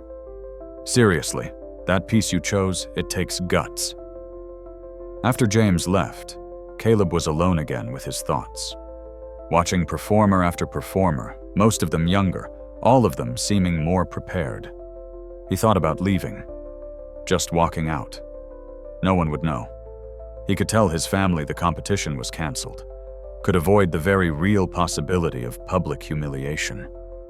But then he thought about David's journal, about the promise he'd made, about his mother saying he already proven himself just by showing up, about Nina believing in him, about Dr. Mitchell saying that trying mattered more than succeeding. And he thought about the alternative going back to his life, always wondering what if, always knowing he'd chosen fear over courage, always carrying the weight of one more thing he'd given up on. Number. He'd come this far. He'd finish it. At 2 p.m., the performer before him took the stage. A young woman playing Ravel, all intricate runs and delicate touches. She was good. Very good. When she finished, Margaret Thornton actually smiled the first time Caleb had seen that all afternoon. The woman left the stage to strong applause. And then the announcement came.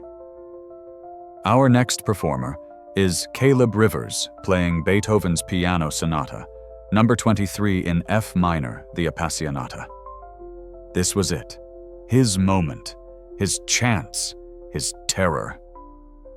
Caleb stood up. His legs felt like water. His hands were shaking visibly now. He could barely breathe. A stage manager appeared at his elbow. "You're up. Walk straight to the piano, bow to the judges, then sit and begin when you're ready. You've got this." Did he? He had no idea. But it was too late to back out now. He walked toward the stage entrance, toward the light, toward the piano, waiting for him. Toward everything he'd been running from for 10 years. Time to face it. The walk from the wings to the piano felt like miles.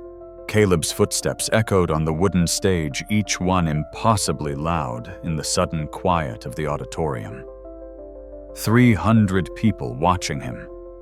3 judges evaluating him before he'd even touched a key. The weight of their attention was physical, pressing down on his shoulders like a rucksack full of stones. The piano gleamed under the stage lights. A Steinway concert grand, probably worth more than everything Caleb had ever owned combined. The keys looked perfect, untouched, like they'd been waiting just for this moment.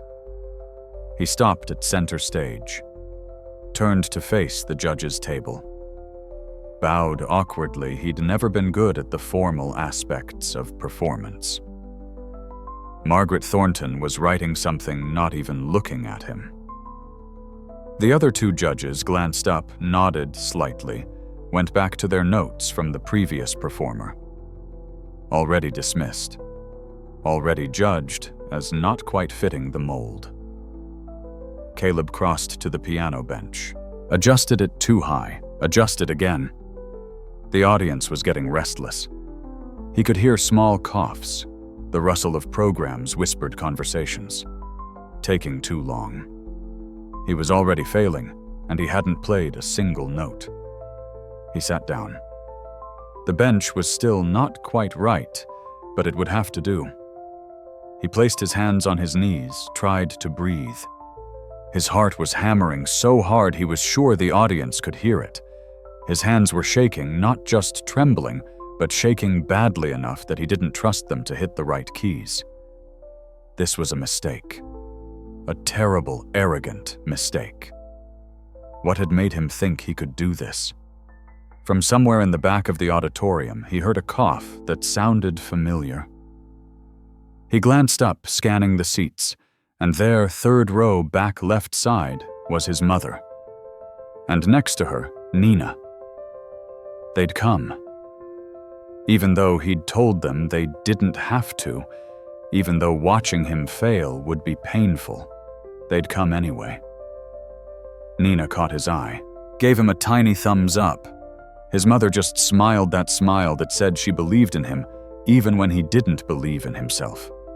Caleb looked back at the piano, at the keys that had been his first language before English, before anything else. The keys that his father had given him access to with that beat-up upright 22 years ago. The keys that David had wanted to hear him play. He took a breath. Another. Placed his hands on the keys. The stage manager's voice came from the wings, prompting, "Whenever you're ready, Mr. Rivers." But before he could begin, Margaret Thornton spoke. Her voice carried across the auditorium, sharp and clear. "Mr. Rivers, a moment, please." Caleb's hands froze. He looked at the judge's table. Margaret was sitting forward now, actually looking at him for the first time. "Yes, ma'am.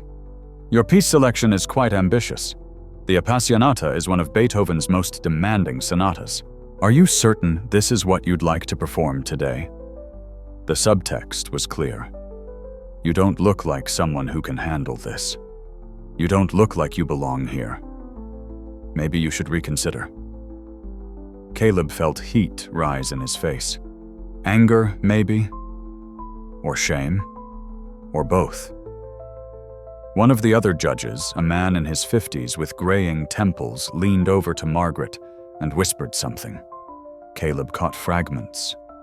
Age, experience level, perhaps suggest. Margaret nodded, turned back to Caleb. "Mr. Rivers, there's no shame in adjusting your selection. Something more manageable might serve you better. This is a competitive environment, and the Appassionata requires not just technical proficiency, but considerable artistic maturity. Given that this is your first competition, perhaps a less demanding piece would be more appropriate." The words landed like punches. Less demanding. More appropriate. In other words, know your place. Don't aim too high. Play it safe. The old Caleb, the one from before the war, might have shrunk from this, might have apologized and changed course. But that Caleb was gone. This Caleb had survived things that made a piano competition look like a game. He thought about David's journal entry. The best musicians aren't the ones who've had it easy. He thought about Dr. Mitchell saying, being scared doesn't mean you can't do it. He thought about his mother. Your father didn't die, so you could play it safe. Caleb looked Margaret Thornton directly in the eyes. With respect, ma'am, I understand your concern. But the Appassionata is the piece I need to play. It's the piece I've prepared, and it's the piece that means something to me. He paused. I might fail. I might not execute it perfectly, but I'd rather fail attempting something meaningful than succeed at something safe. Silence in the auditorium. Margaret's expression didn't change, but something flickered in her eyes. Surprise, maybe. Or respect. Hard to tell. Very well, she said finally. Proceed. Caleb turned back to the piano. His hands were still shaking, but differently now. Not just from fear, from determination, from anger at being underestimated, from the absolute certainty that he had to do this, had to prove not to her, but to himself, that he was still capable of hard things. He placed his hands on the keys, found the starting position, closed his eyes for just a moment. This is for you, Dad. For David. For everyone who believed I could come back from this. He opened his eyes and began to play. The opening chord of the Appassionata rang out loud, aggressive, demanding attention. F minor, the key of struggle and passion. Beethoven had chosen it deliberately, and so had Caleb. The first phrase emerged from that chord like a fist unclenching. Rapid notes descending, then ascending, then scattering like thoughts that won't stay still. This was the theme, the musical DNA, that would dominate the entire first movement. Restless, urgent, impossible to ignore. But immediately Caleb felt it, the disconnect between what his fingers were doing and where his mind wanted to go. The notes were coming out technically correct, but they felt mechanical, separated from emotion, like he was performing surgery when what the music needed was bleeding. In the audience, Margaret Thornton's pen was moving across her evaluation sheet. Not a good sign this early. Caleb pushed forward. The second theme arrived, still in the first movement, but offering a moment of relative calm. Lyrical phrases that suggested hope, or at least the memory of hope. His hands knew this passage. They'd practiced it hundreds of times, but knowing and feeling were different things. He could see in his peripheral vision people in the audience shifting. Not rudely, just the natural restlessness of listeners who haven't quite been captured yet. He was losing them, losing the judges, losing his chance. The first movement built toward its climax, rapid scales, thundering chords, the musical equivalent of a storm building. This was where the Appassionata earned its name, where the passion was supposed to explode. But Caleb hit the climax and felt nothing. Just fingers on keys, just notes in sequence, empty technique without soul. He finished the first movement. The final chord back to F minor, unresolved and harsh, echoed in the sudden silence. No applause. You don't applaud between movements in classical performance. But the quality of the silence told him everything. It wasn't anticipatory or excited. It was polite, patient, waiting for him to either improve or finish so they could move on. He had 2 movements left. The second movement, the andante, was supposed to be a refuge, a moment of peace in the storm. Theme and variations, each one building on the last, offering glimpses of beauty before the final movement's chaos. Caleb began the second movement. The theme emerged, simple and tender. D-flat major, the relative major of F minor, a key that suggested acceptance, even serenity. And something inside him cracked. Maybe it was the gentleness of the theme after the aggression of the first movement. Maybe it was the weight of disappointment in his own playing. Maybe it was seeing his mother's face in the audience, worried but still proud. Maybe it was David's journal in his jacket pocket pressing against his heart. Whatever it was, the wall he'd built between himself and the music started to crumble. The first variation of the theme began, and this time it wasn't just notes. It was a memory, his father's face, when he'd brought home that first piano.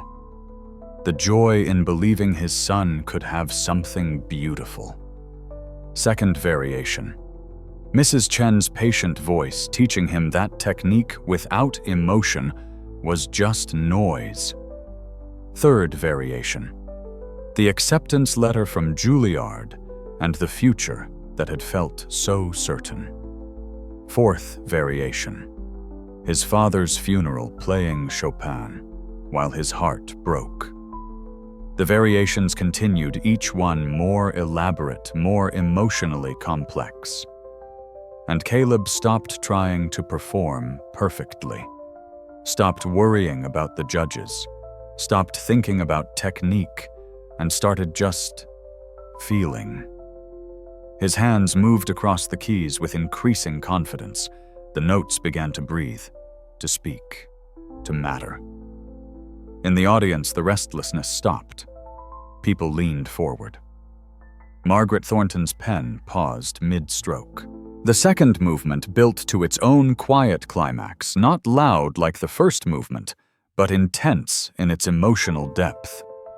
Caleb played it like a prayer, like a goodbye, like an acknowledgement of everything he'd lost, and a tentative hope for what might still be possible. The final variation resolved back to the theme, now transformed by everything that had come before. He played it slowly, letting each note resonate, saying without words what he'd never been able to say out loud: I'm still here. I'm broken, but I'm still here. And I'm trying. The second movement ended. D-flat, major peaceful, resolved. More silence. But this time it felt different, heavier, like the audience was holding something precious and didn't want to break it. Caleb sat at the piano, his hands still on the keys, breathing hard. That had been different. That had been real. Whatever happened in the final movement, at least he'd found his way into the music. At least he'd stopped hiding. The third movement, the finale. The resolution of everything that had come before. Allegro ma non troppo fast, but not too fast. Back to F minor. Back to struggle. But this time, the struggle would lead somewhere. This was the moment. The point where everything either came together or fell apart. The movement where Beethoven took all the themes from before and transformed them, pushed them to their absolute limit, forced them through fire until something new emerged. Caleb knew what came next, had practiced it until his fingers bled, had mapped every chord, every run, every dynamic shift, but knowing wasn't enough. He had to live it. He thought about Afghanistan, about David, about the explosion and the guilt and the years of silence, about the nightmares and the panic attacks and the 1,000 small deaths that came after surviving the big one. He thought about Dr. Mitchell, asking him what piano meant now. Not what it used to mean, what it meant now after everything. And suddenly he knew. It meant this taking pain and turning it into something that mattered. Taking silence and filling it with sound. Taking brokenness and making it sing. He lifted his hands, positioned them for the opening of the third movement, the final push. And in that moment before beginning, he made a choice. Not to play perfectly, not to impress the judges, not to win, but to survive, to testify, to transform. He brought his hands down on the keys, and the final movement exploded into being. The third movement of the Appassionata is relentless. It doesn't ease you in. It doesn't offer gentle transitions. It begins with a cascade of notes that feel like falling, or maybe like flying. Hard to tell the difference. Caleb's hands moved faster than conscious thought.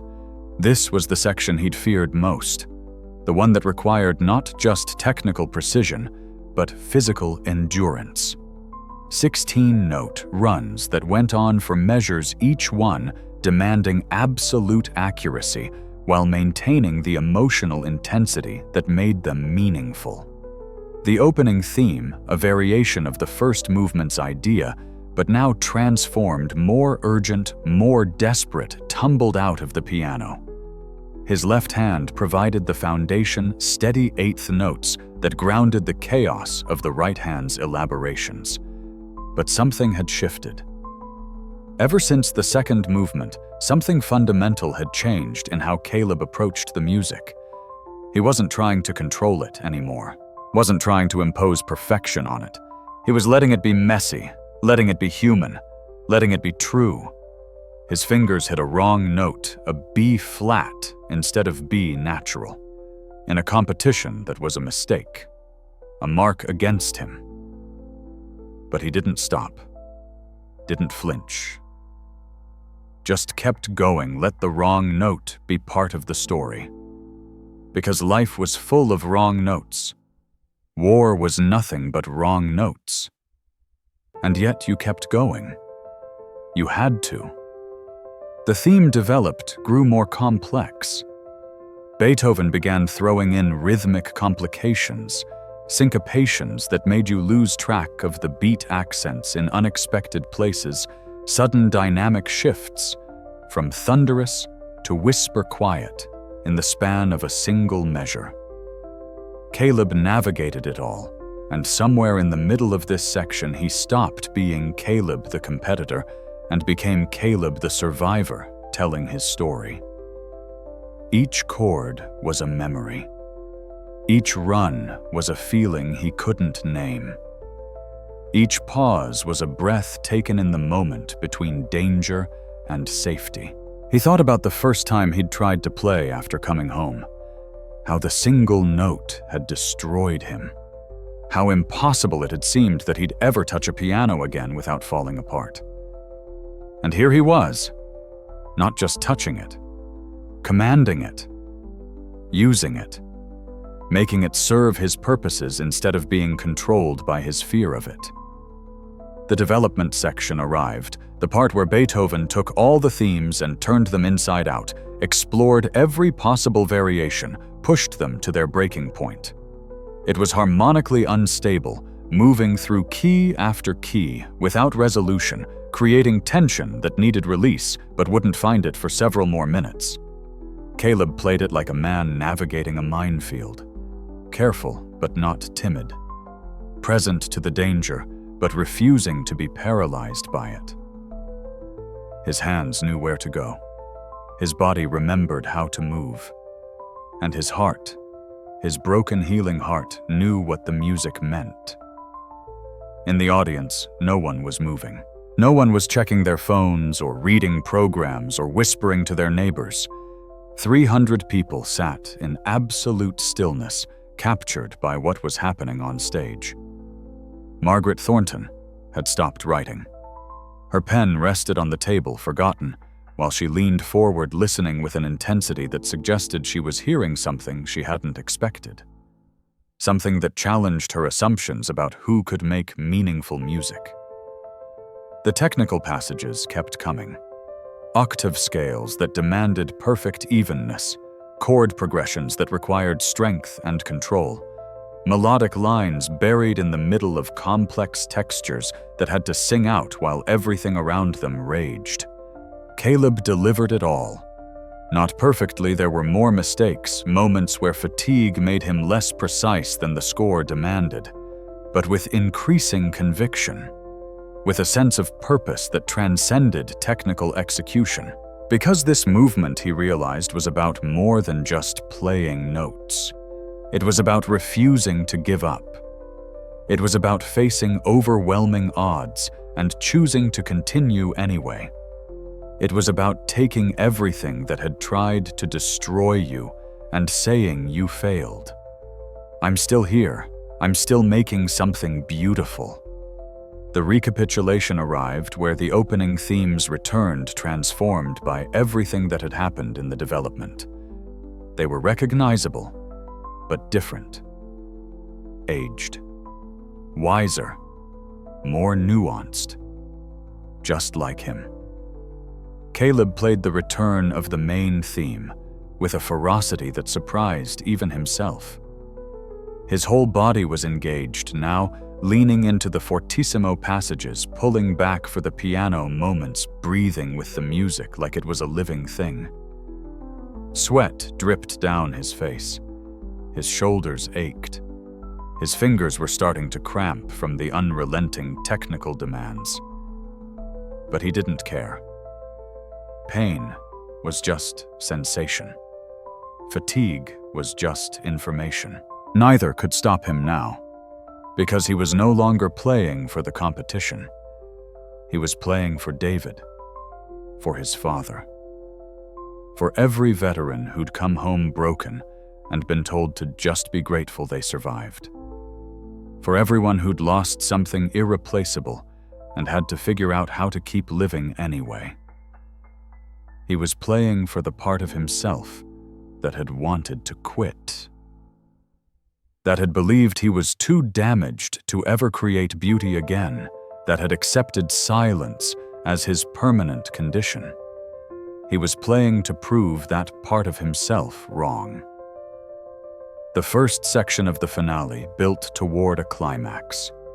Not the final climax that was still minutes away, but a significant peak. A moment where all the energy accumulated so far demanded release. Caleb drove toward it, ascending scales building in volume and intensity, chords getting denser, more dissonant, less resolved. The tension becoming almost unbearable. And then release. A moment of relative calm. Not peace exactly, more like the eye of a hurricane. A brief pause where you catch your breath before the storm hits again. He played that moment with exquisite sensitivity. Let the notes hang in the air, gave them space to resonate. Showed that he understood truly. Understood that power isn't just about force. It's about knowing when to pull back, when to whisper, when to let silence do the work.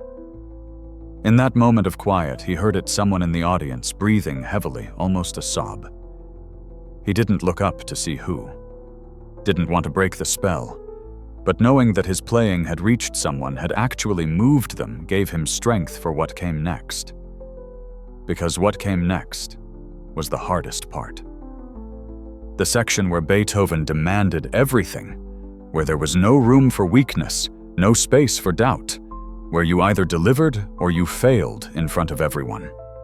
Caleb took a breath, set his hands for the next phrase, and continued into the storm.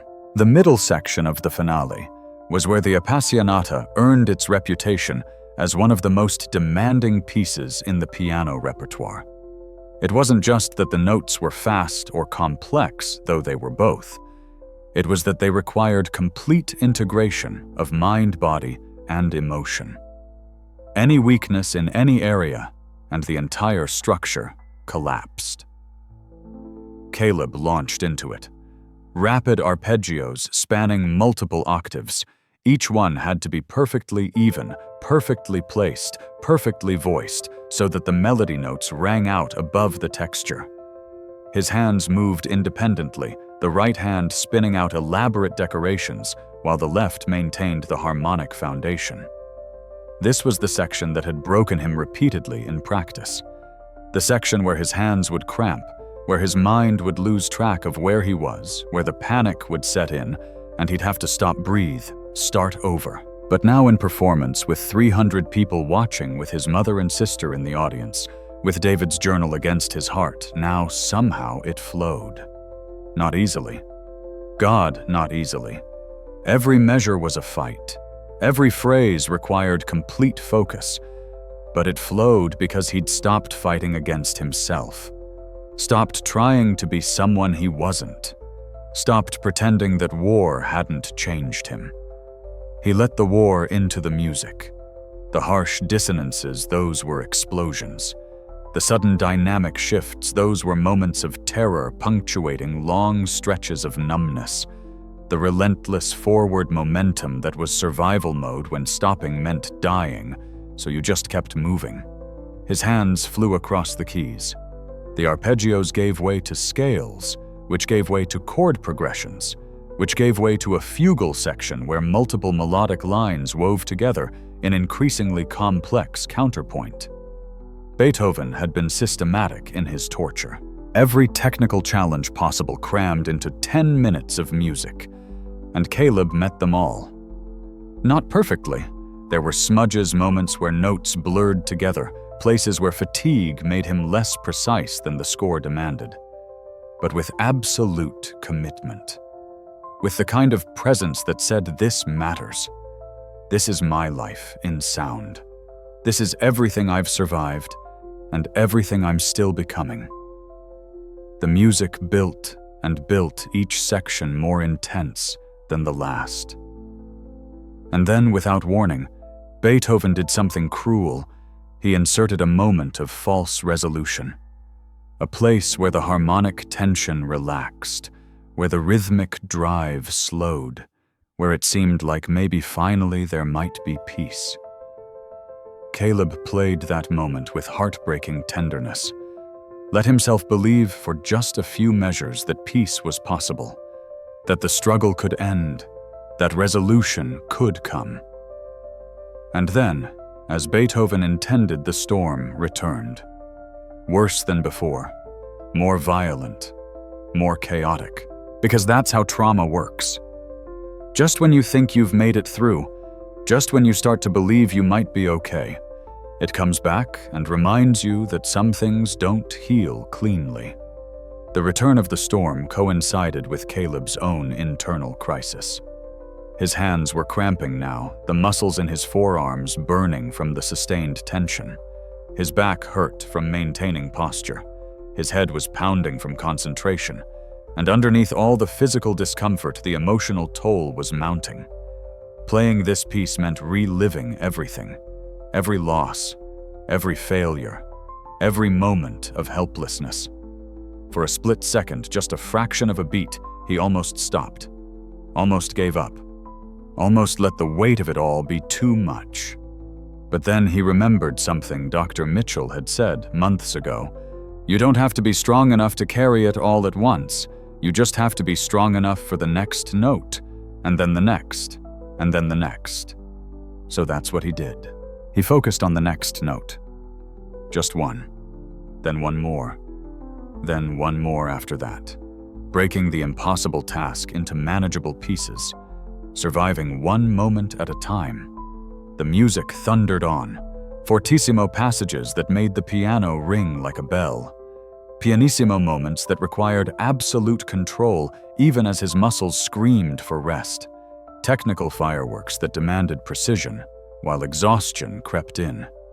Caleb delivered it all, measure by measure, note by note, refusing to quit because quitting would mean David died for nothing, would mean his father's sacrifice was wasted, would mean the last 10 years of suffering had no meaning. He wouldn't let that be true. In the audience, people were on the edges of their seats. Not because his playing was perfect, it wasn't, but because it was real, raw, undefended. The kind of performance that reminded you that music was invented by humans trying to make sense of being human. Margaret Thornton's face had completely transformed. The skepticism was gone. The professional distance was gone. She was listening, truly listening, with the kind of attention that suggested she recognized something significant was happening. The other judges looked equally captivated. One was leaning so far forward he was nearly standing. The other had her hand over her mouth, eyes wide. But Caleb saw none of this. He was completely inside the music now, had surrendered to it entirely, was letting it take him wherever it needed to go. The storm built toward its peak. Faster tempos, louder dynamics, more complex harmonies.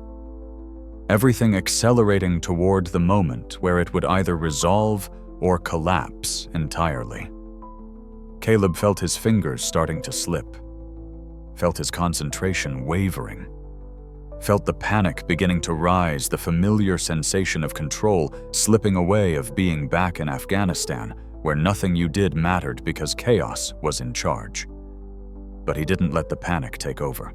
Instead, he did something unexpected. He used it, channeled it directly into the music. Let the fear become part of the sound. Let the loss of control become an artistic choice rather than a failure. And somehow, impossibly, it worked. The music stopped being something he was doing and became something he was experiencing. The piano stopped being an instrument and became an extension of his body. The notes stopped being symbols on a page and became the only language that could say what needed saying. This was what he'd lost for 10 years. This complete integration of self and sound. This feeling of being exactly where he was supposed to be, doing exactly what he was meant to do. He'd thought war had taken this from him forever. had believed that trauma had severed the connection between his hands and his heart irreparably.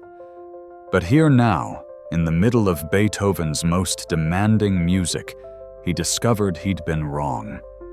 The connection wasn't severed, just buried, waiting for him to be brave enough to dig it up. The storm reached its peak. Maximum intensity. Every element pushed to its absolute limit. No room for error.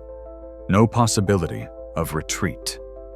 Caleb met the moment head-on. Poured everything he had into those final measures of the storm section. Every ounce of strength. Every bit of focus. Every fragment of hope that had kept him alive when staying alive felt impossible. And then finally the storm began to subside. The harmonic tension started resolving. The rhythmic drive began to slow. The impossible demands backed off slightly, giving him room to breathe. But it wasn't over. Not yet. There was still more to come.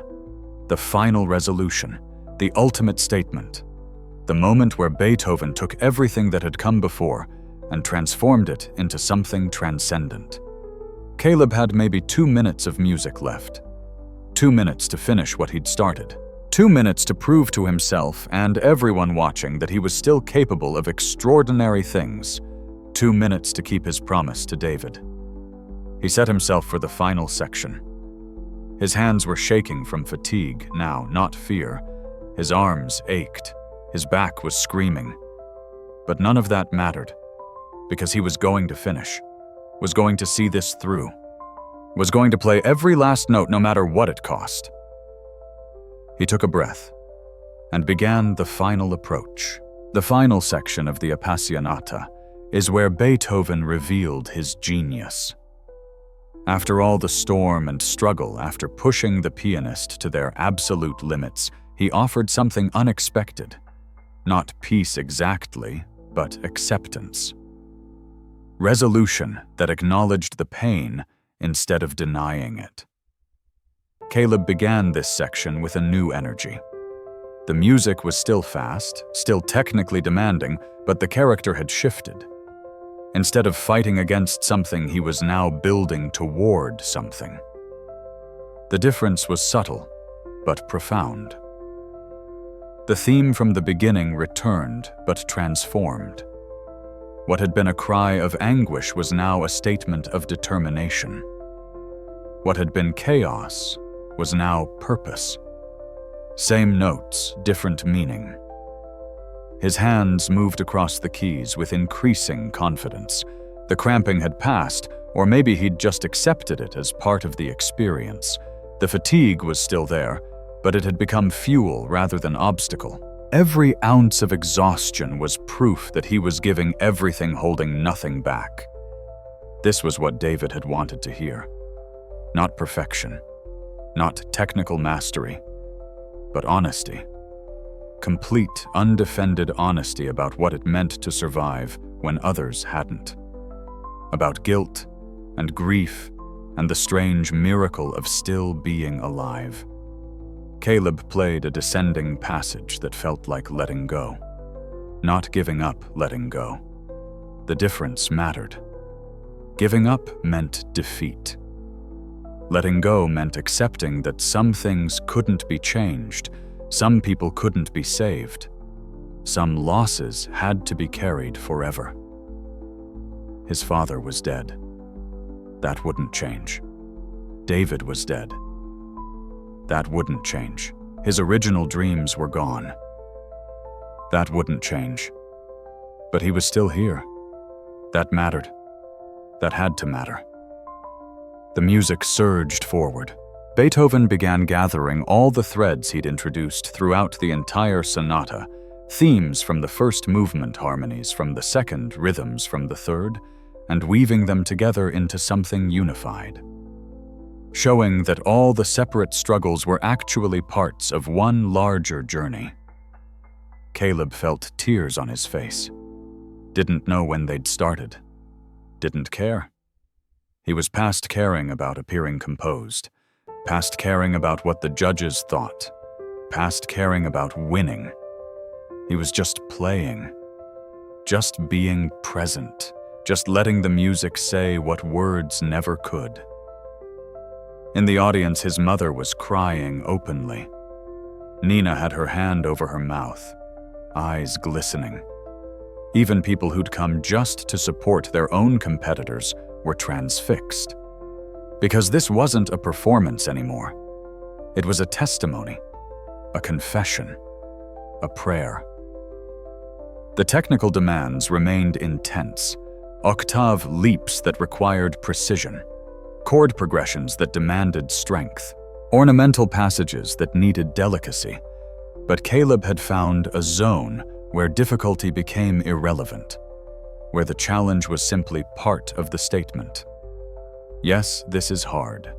Yes, I'm struggling. But I'm doing it anyway. Because that's what survival looks like. Not ease, not triumph. Just continuing. Just refusing to stop. The music built toward the final climax. This was the moment everything had been leading to. The point where resolution would either come or remain forever out of reach. Beethoven approached it gradually, building tension through repetition, through rhythmic acceleration, through harmonic progression that moved inexorably toward the home key. Like a plane descending for landing, you could see the destination getting closer, but you weren't there yet. Weren't safe yet. Caleb played these measures with exquisite care. Each note mattered. Each chord was a step closer to something that felt like peace, or at least like the possibility of peace. His hands moved through the patterns, left hand providing the foundation with powerful bass notes, right hand spinning out the melodic line with increasing urgency. Both hands working together toward a goal they'd known from the start, but had to earn through every measure between. And then finally, the moment arrived. The final cadence, the last resolution. The chord that would end not just this movement, but the entire sonata. F minor to F major. Parallel keys, same root, but the shift from minor to major changed everything. From darkness to light, from despair to hope, from death to life. Caleb played the penultimate chord, held it for exactly the right amount of time, not too short, not too long. Let the tension of it fill the space. And then, with everything he had left, he played the final chord. F major, root position. All the notes aligned. Perfect resolution. The chord rang out, sustained by the piano's resonance and the acoustic properties of the hall. It hung in the air like a held breath, like a question finally answered, like a wound finally beginning to heal. Caleb kept his hands on the keys pedal down, letting the sound decay naturally. He didn't lift his hands until the last vibration had faded into silence. Only then did he let his hands drop to his lap. Only then did he allow himself to breathe. Only then did he realize he'd done it. He'd played the entire Appassionata, start to finish, through pain and fear and doubt and exhaustion, through memories of war and loss and failure, through everything that had tried to convince him he couldn't. And he'd survived it.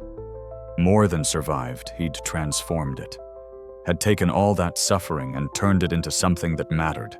The silence that followed was absolute. No one moved. No one breathed. The entire auditorium sat frozen, processing what they'd just witnessed. Caleb sat at the piano, head bowed, hands trembling in his lap. He couldn't look up, couldn't face the audience, couldn't acknowledge what had just happened. Because if he looked up, he'd have to accept that it was over, that he'd actually done it, that the journey he'd started 3 months ago in Dr. Mitchell's office had led to this moment. The silence stretched. 5 seconds. 10. 15. And then one person stood, somewhere in the back of the auditorium. Caleb couldn't see who, could barely register what was happening. But he heard the seat folding up, heard footsteps as someone moved into the aisle. Then another person stood, and another. And then suddenly, like a dam breaking, the entire audience was on their feet. The applause started small and grew exponentially. Not polite competition applause, not the measured appreciation for technical skill. This was something else entirely. Thunderous, sustained, building rather than fading. Caleb finally looked up, saw 300 people standing, clapping, some with tears on their faces. Saw his mother and Nina in the third row, both crying, both clapping so hard their hands must hurt. Saw strangers moved by something they couldn't name. Saw judges, even Margaret Thornton, on their feet. He tried to stand. His legs didn't want to cooperate. He'd been sitting for 25 minutes, every muscle tensed, and now they'd decided they were done. He grabbed the piano for support, managed to get to his feet, turned to face the audience. The applause grew louder. Someone in the front row, an elderly man with a veteran's cap, was saluting him. Actually, saluting. Tears streaming down his weathered face. Caleb's chest tightened. He tried to bow the way he was supposed to, managed something approximating a bow. The applause continued. He looked at the judges' table. Margaret Thornton was still standing, still applauding, but her expression had completely changed. Gone was the skepticism, the professional distance. She was looking at him with something like awe, like she'd witnessed something she hadn't believed possible. The other judges were similar. One was wiping her eyes openly. The other was shaking his head slowly, like he was trying to process what he'd just heard. The applause finally began to subside. Caleb bowed again, deeper this time. Started to walk off stage. But Margaret Thornton did something unprecedented. She stepped up to the microphone at the judges' table, spoke before he could leave. "Mr. Rivers, please wait a moment." Caleb stopped, turned back. Every eye in the auditorium was on them. Margaret cleared her throat. When she spoke, her voice carried across the space with authority, but also with something softer, something human. "Mr. Rivers, in 30 years of judging piano competitions, I have heard the Appassionata performed hundreds of times, by conservatory students, by professional pianists, by some of the finest technical players in the world." She paused. The auditorium was absolutely silent. I have never, and I mean never, heard it played with the kind of raw, authentic, emotional truth that you just demonstrated. Your technique was impressive. Your musicality was exceptional. But what you gave us was something far more rare. You gave us yourself, completely, without defense or pretense. Her voice cracked slightly. "You asked earlier if you could perform the Appassionata. I suggested something simpler might be more appropriate. I was wrong. Profoundly wrong. This piece required exactly what you brought to it: lived experience of struggle, understanding of what it means to fight for survival, knowledge of what it costs to keep going when everything tells you to stop." She looked directly at him. "You didn't just play Beethoven, you understood him. And in understanding him, you helped us understand something about the human condition that technique alone could never convey." She stepped back from the microphone. The other judges were nodding. One was applauding again, and then the entire audience joined in another standing ovation, somehow even more powerful than the first. Caleb stood there, unable to process what was happening. He'd come here expecting at best to finish without humiliating himself, at worst to have a public breakdown that would confirm everything his demons told him about being too broken to create beauty. Instead, this. Recognition. Validation. Proof that his pain could be transformed into something that mattered, that his survival meant something beyond just continuing to breathe. He managed another bow. This time he kept his head up, looked at the audience, let himself receive what they were offering, not pity but acknowledgement, not sympathy but connection, not judgment but respect. He walked off stage, legs shaking, hands trembling, face wet with tears he didn't try to hide. The stage manager met him in the wings. "Mr. Rivers, that was. I've worked here 15 years. I've never seen anything like that." Caleb nodded, unable to speak. He needed to find somewhere quiet, somewhere to process what had just happened, somewhere to just exist without the weight of all those eyes. But before he could move, someone was there. Not his family, they'd still be in the audience. Someone else. Dr. Sarah Mitchell, his therapist, standing in the wings with her own tears on her face. "You came," Caleb managed. "Of course I came. I wouldn't have missed this for anything." She pulled him into a hug. "I'm so proud of you. You did exactly what you needed to do. You faced it. And you won. Not the competition, I mean. You won against your fear, against your trauma, against everything that said you couldn't." Caleb let himself be held for a moment.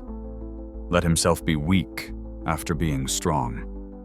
Let himself acknowledge that he hadn't done this alone, that he'd needed help, that needing help wasn't weakness. "I couldn't have done it without you," he said. "You could have, but I'm glad you didn't have to." She pulled back, looked at him seriously. "What you just did that took more courage than most people will ever have to summon in their entire lives. Remember that. When the doubt comes back, and it will remember this moment, remember that you're capable of extraordinary things." The competition continued. Other performers took the stage. Caleb barely registered them. He'd found a quiet corner backstage, sitting on the floor with his back against the wall, David's journal in his hands. He opened it to that last page, read the entry again. "Now go play, you stubborn bastard. Make it count." "I did," Caleb whispered. "I hope it was enough." Nina found him first. Burst through the backstage door, ran to him, threw her arms around him so hard they both nearly fell over. "That was incredible. That was the most incredible thing I've ever seen. You were amazing. You were..." She was crying and laughing at the same time, words tumbling over each other. His mother arrived, seconds later, moving more carefully, but with the same emotion on her face. She knelt down next to him, cupped his face in her hands. "Your father would be so proud. You know that, right? So incredibly proud. I wish he could have heard it." "Baby, he did. I know he did." They sat there together, the three of them, while the competition continued without them. Other performances. Other stories. But none that mattered quite as much, at least not to them. Eventually, a stage manager found them. "Mr. Rivers. They're announcing results in 10 minutes. You need to be in the green room with the other finalists." Finalists. He'd been so lost in his own head, he hadn't even thought about placement, about winning or losing. It had stopped mattering somewhere in the middle of the performance. But he went. Because that was part of the process, part of respecting the competition and the other performers and the judges who'd given their time. The green room held maybe 20 competitors, those who'd scored high enough to place. They all looked nervous. Most avoided eye contact. Competition between peers was always awkward. But James, the guy who'd talked to him earlier, crossed the room. "Man, I heard what you played. People in the audience were talking about it during intermission. Said it was unbelievable. Said you had the judges in tears. I don't know about that. Dude, own it. You did something special. Whatever happens with placement, you made an impact."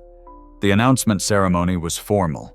All the finalists on stage, audience back in their seats, judges at their table with sealed envelopes. They started with honorable mentions. 5 names called. Caleb's wasn't among them. He felt nothing. No disappointment. No relief. Just acceptance. Third place.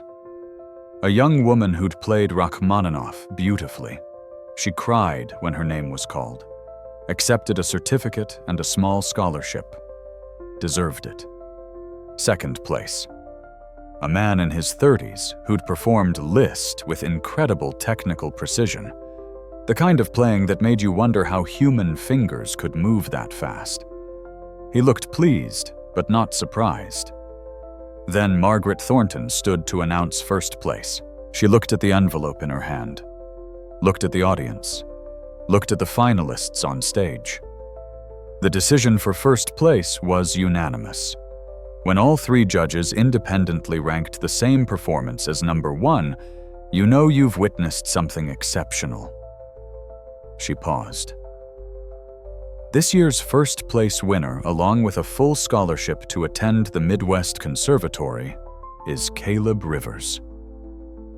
The world tilted. Caleb heard his name, but couldn't process what it meant. First place. Scholarship. Him. Nina was screaming from the audience. His mother was on her feet again. The other finalists were applauding generously, genuinely acknowledging that something beyond normal competition had happened. He walked to center stage. Margaret handed him a certificate, a small trophy, an envelope with scholarship details. Shook his hand. "Mr. Rivers," she said quietly. So only he could hear, "I lost my son in Iraq 7 years ago. Watching you today, I finally understood what he might have gone through, what playing might have meant for his healing if he'd survived. Thank you for that gift." Caleb's throat closed. He nodded, unable to speak. "You have a responsibility now," she continued, "to share this, to help other veterans find their way back through music. This isn't just about you being a great pianist. It's about you showing others what's possible." He found his voice. "I will. I promise." She smiled a real smile this time. "I believe you." The ceremony concluded. Photos were taken. Awards distributed. But Caleb barely remembered any of it. His mind was already moving forward, already thinking about what came next. Because Margaret was right. This wasn't an ending. It was a beginning. After the ceremony, after the obligatory photos and congratulations, Caleb finally escaped backstage, found a practice room, closed the door, sat at the piano, put his hands on the keys, and played one note. Just one. Middle C, the same note he'd played in Dr. Mitchell's office 9 months ago. The note that had broken him open. The note that had started everything. But this time it didn't hurt. It just was. A sound. A beginning. A possibility. The door opened. Nina slipped in quietly, followed by his mother. "Thought you might want some company," Nina said. "Always." His mother sat down on the bench next to him. "So what now?" "You've got a scholarship. You've got validation. You've proven you can do this. What are you going to do with it?" Caleb thought about the question. About the conservatory program that would start in the fall. About the possibility of actually pursuing music professionally. About the life that had seemed impossible for so long suddenly becoming real again. "I'm going to study," he said slowly. "Learn what I missed. Get better. But more than that." He paused, trying to find the right words. "I want to use music to help other veterans, the way Dr. Mitchell helped me. I want to create programs teach perform in VA hospitals. I want to show them that trauma doesn't have to be the end of their story." Nina smiled. "Dad would love that." "Yeah, he would." Caleb looked down at the keys. "And David would probably make a terrible haiku about it." They laughed. Real laughter. The kind that heals. There was a knock on the door. Dr. Mitchell poked her head in. "Mind if I join, please?" She closed the door, looked at Caleb with obvious pride. You know what you did today goes way beyond winning a competition, right? You showed that it's possible to take the worst thing that ever happened to you and transform it into something meaningful. That's the real victory. It doesn't feel like victory. It feels like relief, like I finally set something down that I've been carrying too long. That's what healing feels like, not triumph, just the absence of weight. She pulled out her phone. I hope you don't mind, but I took the liberty of contacting some people. There's a music therapy program at the VA that's looking for volunteers. They want someone who understands both music and trauma, someone who's been through it and come out the other side. I'm not a therapist. You don't have to be. You just have to be yourself. Show up. Play. Share your story. Sometimes that's more powerful than any professional credential. Caleb thought about it. Thought about other veterans sitting in rooms like Dr. Mitchell's office, convinced they'd never feel whole again. Thought about the difference it would have made if someone like him had been there at the beginning, proving that healing was possible. Okay, he said. I'll do it. Good. Because I already told them yes on your behalf. Dr. Mitchell grinned. I knew you'd say yes. His mother laughed. She knows you well. They talked for a while longer, made plans, discussed logistics, but mostly just existed together in the quiet aftermath of something extraordinary. Eventually, Nina said, Can I ask you something? Sure.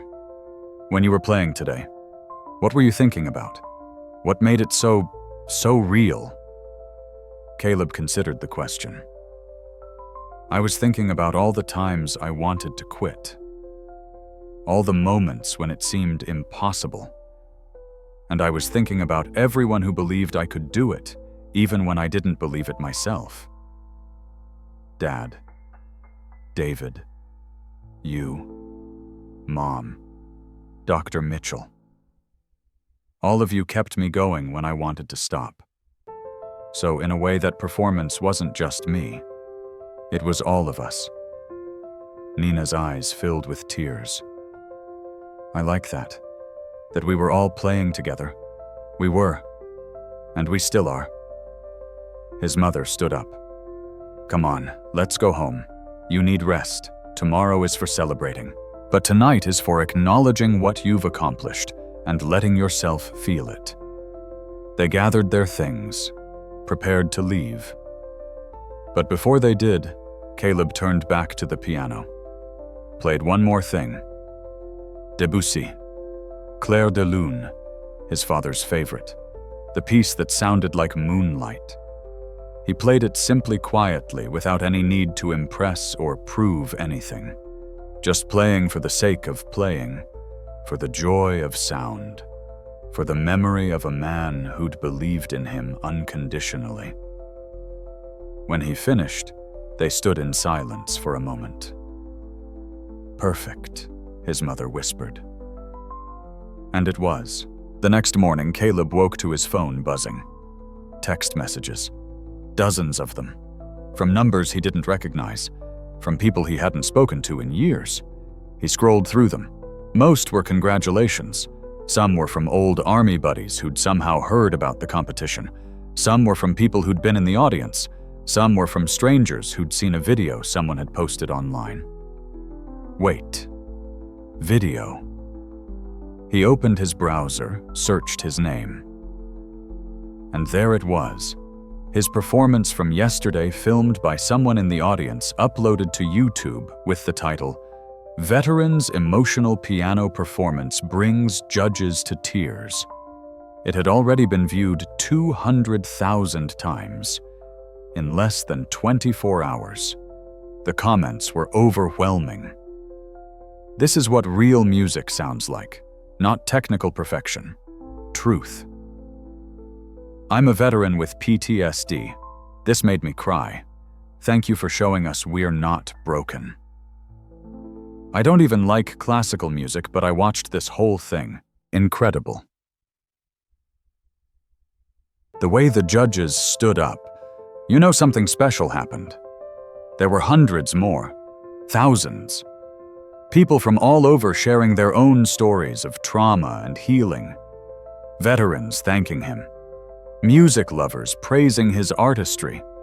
Strangers moved by something they couldn't quite name. Caleb sat on his bed, phone in hand, trying to process what was happening.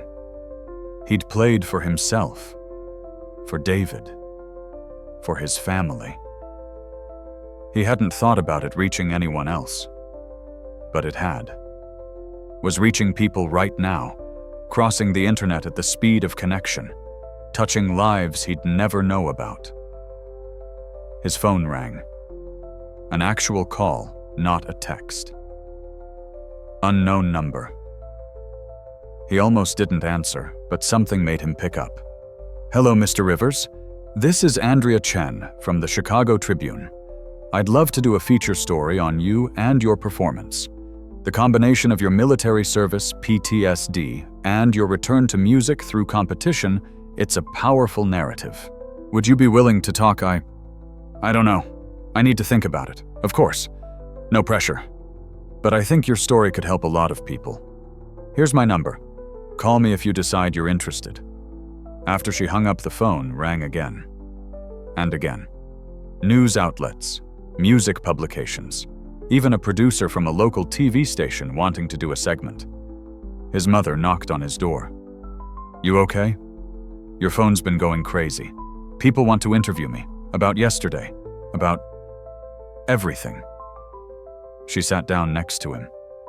"And how do you feel about that? Scared? Exposed? Like I didn't sign up for this?" "You didn't. But it's happening anyway. So the question is, what do you want to do with it?" Caleb thought about Margaret Thornton's words, about having a responsibility now, about helping other veterans find their way back. "I want to use it," he said slowly. "Not for fame or attention, but to show other veterans that healing is possible. That trauma doesn't have to define your whole life. That there's a path back even when it seems impossible." His mother smiled. "Then that's what you'll do. But on your terms. You control the narrative. You decide what to share and what to keep private. Don't let anyone push you into anything you're not ready for." Over the next few days, Caleb did 3 interviews. Carefully chosen. The Tribune feature that focused on music therapy for veterans. A podcast for a PTSD awareness organization.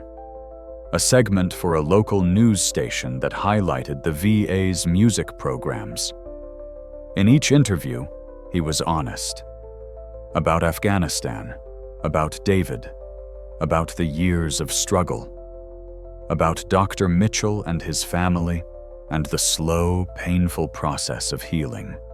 About choosing the Appassionata because it demanded everything, and he needed to know if he had anything left to give.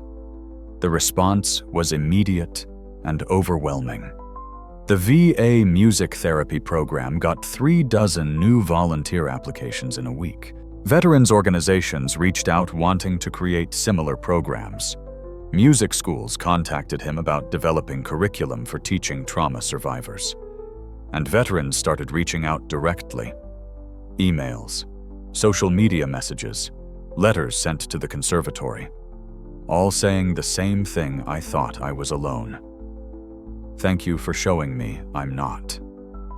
2 weeks after the competition, Caleb went to his first volunteer session at the VA. A small group of veterans, most younger than him, all struggling with the same demons he'd fought. He sat at a piano in a room that looked nothing like Dr. Mitchell's office, but felt the same. Looked at faces that mirrored his own from 2 years ago, lost, hurting, unsure if healing was even possible. "My name is Caleb," he said. "I'm a veteran. I have PTSD, and I'm here to tell you that music saved my life." He told them his story. Not all of it, that would take hours, but enough. The important parts, the true parts. And then he played. Not the Appassionata. That was too much for a first session. He played Debussy, the piece his father loved. the piece that sounded like hope without demanding certainty. When he finished, one of the veterans, a woman about 25 with haunted eyes, raised her hand. "I used to play piano. Before I deployed, I haven't touched one in 3 years. Do you think... Could I try?" Caleb smiled, stood up, gestured to the bench. "It's all yours." She sat down hesitantly, put her hands on the keys, played one note, then another, then a simple scale. Then she started crying. Caleb knelt beside her. "I know, it hurts, but it's good hurt. Healing hurt. You're doing great." She nodded, couldn't speak, but kept playing. Just scales, just simple patterns. But it was a beginning, and beginnings mattered. 6 months later, Caleb stood backstage at Orchestra Hall, waiting for his cue. Not as a competitor this time, as a performer. A real professional performance. His first since ever, really. The conservatory had been everything he'd hoped.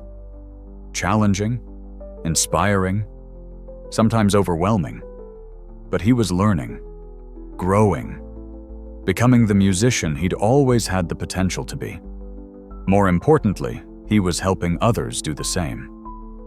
The music therapy program he'd started at the VA had grown. What began with one small group now included 3 weekly sessions serving over 40 veterans.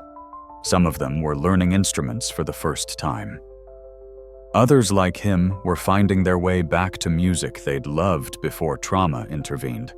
All of them were healing, slowly, imperfectly, but healing.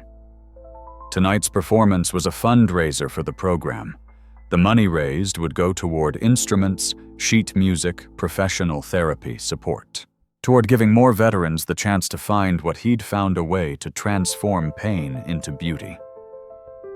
He was playing the Appassionata again.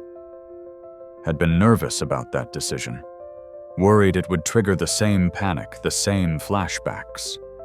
But Dr. Mitchell had encouraged him.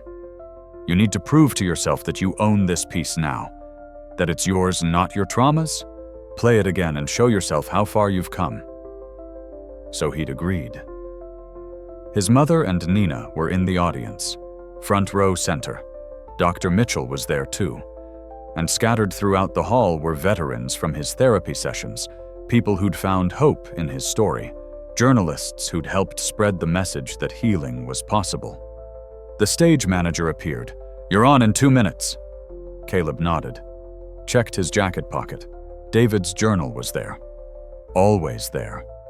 A reminder of why this mattered.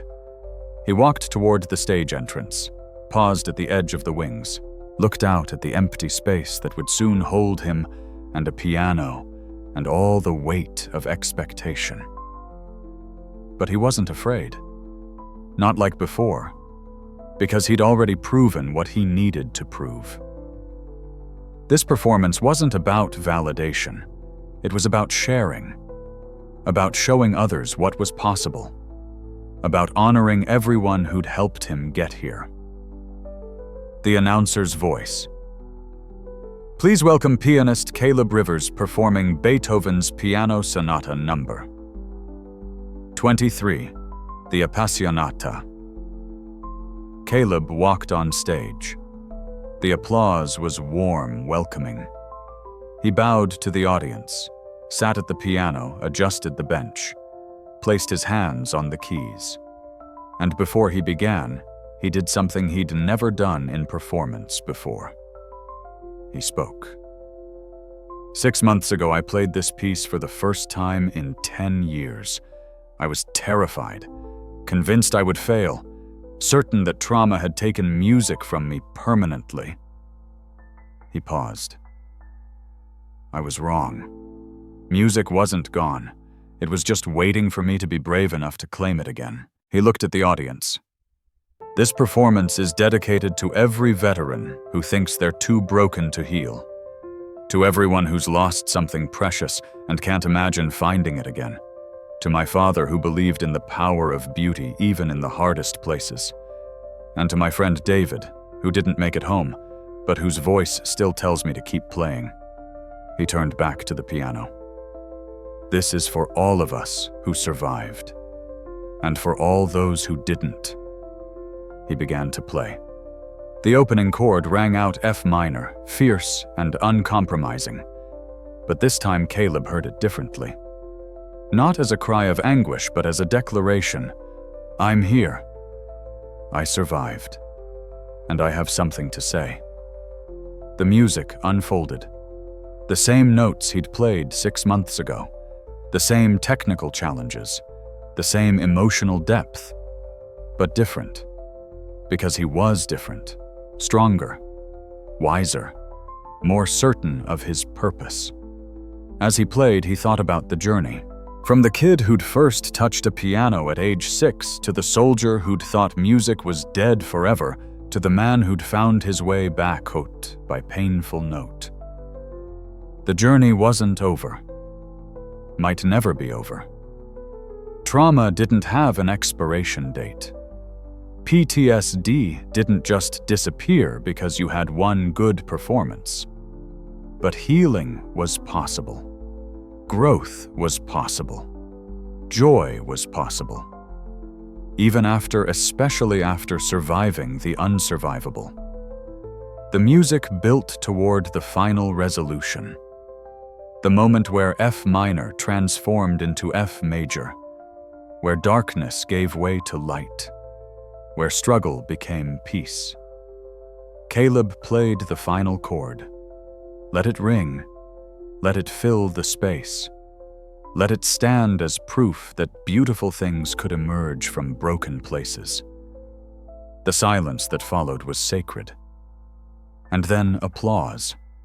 Not just appreciation, but recognition. The audience understood. Not just what he'd played, but what it meant, what it represented, what it promised. He stood, bowed, looked at his mother, at Nina, at Dr. Mitchell, saw pride and love and the kind of joy that comes from witnessing someone you care about becoming who they were always meant to be. This was what survival looked like. Not just breathing, but thriving. Not just existing, but creating. Not just remembering the dead, but honoring them through living fully. As he walked off stage, he felt lighter than he had in years. The weight wasn't gone. David's death, his father's loss, the war's impact would always be with him, but the weight had shifted, had become something he could carry without being crushed by it. Backstage, a young veteran was waiting, someone from his therapy group. She looked nervous. "That was incredible," she said. "I've been thinking, maybe I'm ready to perform too. Nothing huge, just for the group. But I think I'm ready." Caleb smiled. "Then let's make it happen." Because that was the real victory.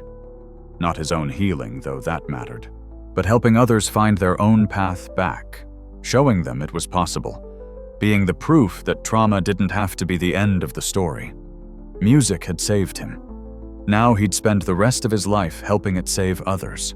Caleb's story didn't end that night. Stories like his never really end. They just continue one day at a time, one note at a time, one small victory at a time. But his journey from broken veteran to healing musician accomplished something important. It proved that transformation is possible. That the worst thing that ever happened to you doesn't have to define you forever. That with support, courage, and the willingness to face your demons, you can reclaim what trauma tried to steal. If you're a veteran struggling with PTSD, please know you're not alone. Organizations like the VA Music Therapy Program exist to help. Therapists like Dr. Mitchell are out there waiting to support you. Communities of survivors like Caleb's are ready to welcome you. If you're someone who's lost something precious, a dream, a loved one, a sense of self, please know healing is possible. It won't look like you expect, it won't be easy, but it's possible, and you deserve it. And if you're someone who wants to help, consider supporting music therapy programs for veterans. Consider volunteering. Consider simply being present for someone who's struggling. Sometimes the most powerful thing you can do is believe in someone when they can't believe in themselves. Caleb often thinks about what his father would say if he could see him now. Probably something simple, something true. Maybe I knew you had it in you. I always knew. He thinks about David too. Imagines his friend's terrible haiku about the whole experience, piano keys like war. Both require surviving first, then come the good notes. It would be terrible. David was never good at haiku, but Caleb would smile anyway, because David was right about everything. The good notes come after you survive, after you face what broke you, after you choose again and again, day after day, to keep playing even when your hands shake and your heart hurts and everything tells you to stop. That's the lesson. That's the message. That's what Caleb learned in his journey from silence back to sound music, is survival. Art is resistance. Creation is hope. And sometimes the bravest thing you can do is sit down at the instrument that terrifies you and play anyway, because you're still here. And that matters. And the world needs what only you can create. So play. Whatever your instrument is, whatever form your art takes, whatever it costs you to begin again. Play like your life depends on it, because maybe it does.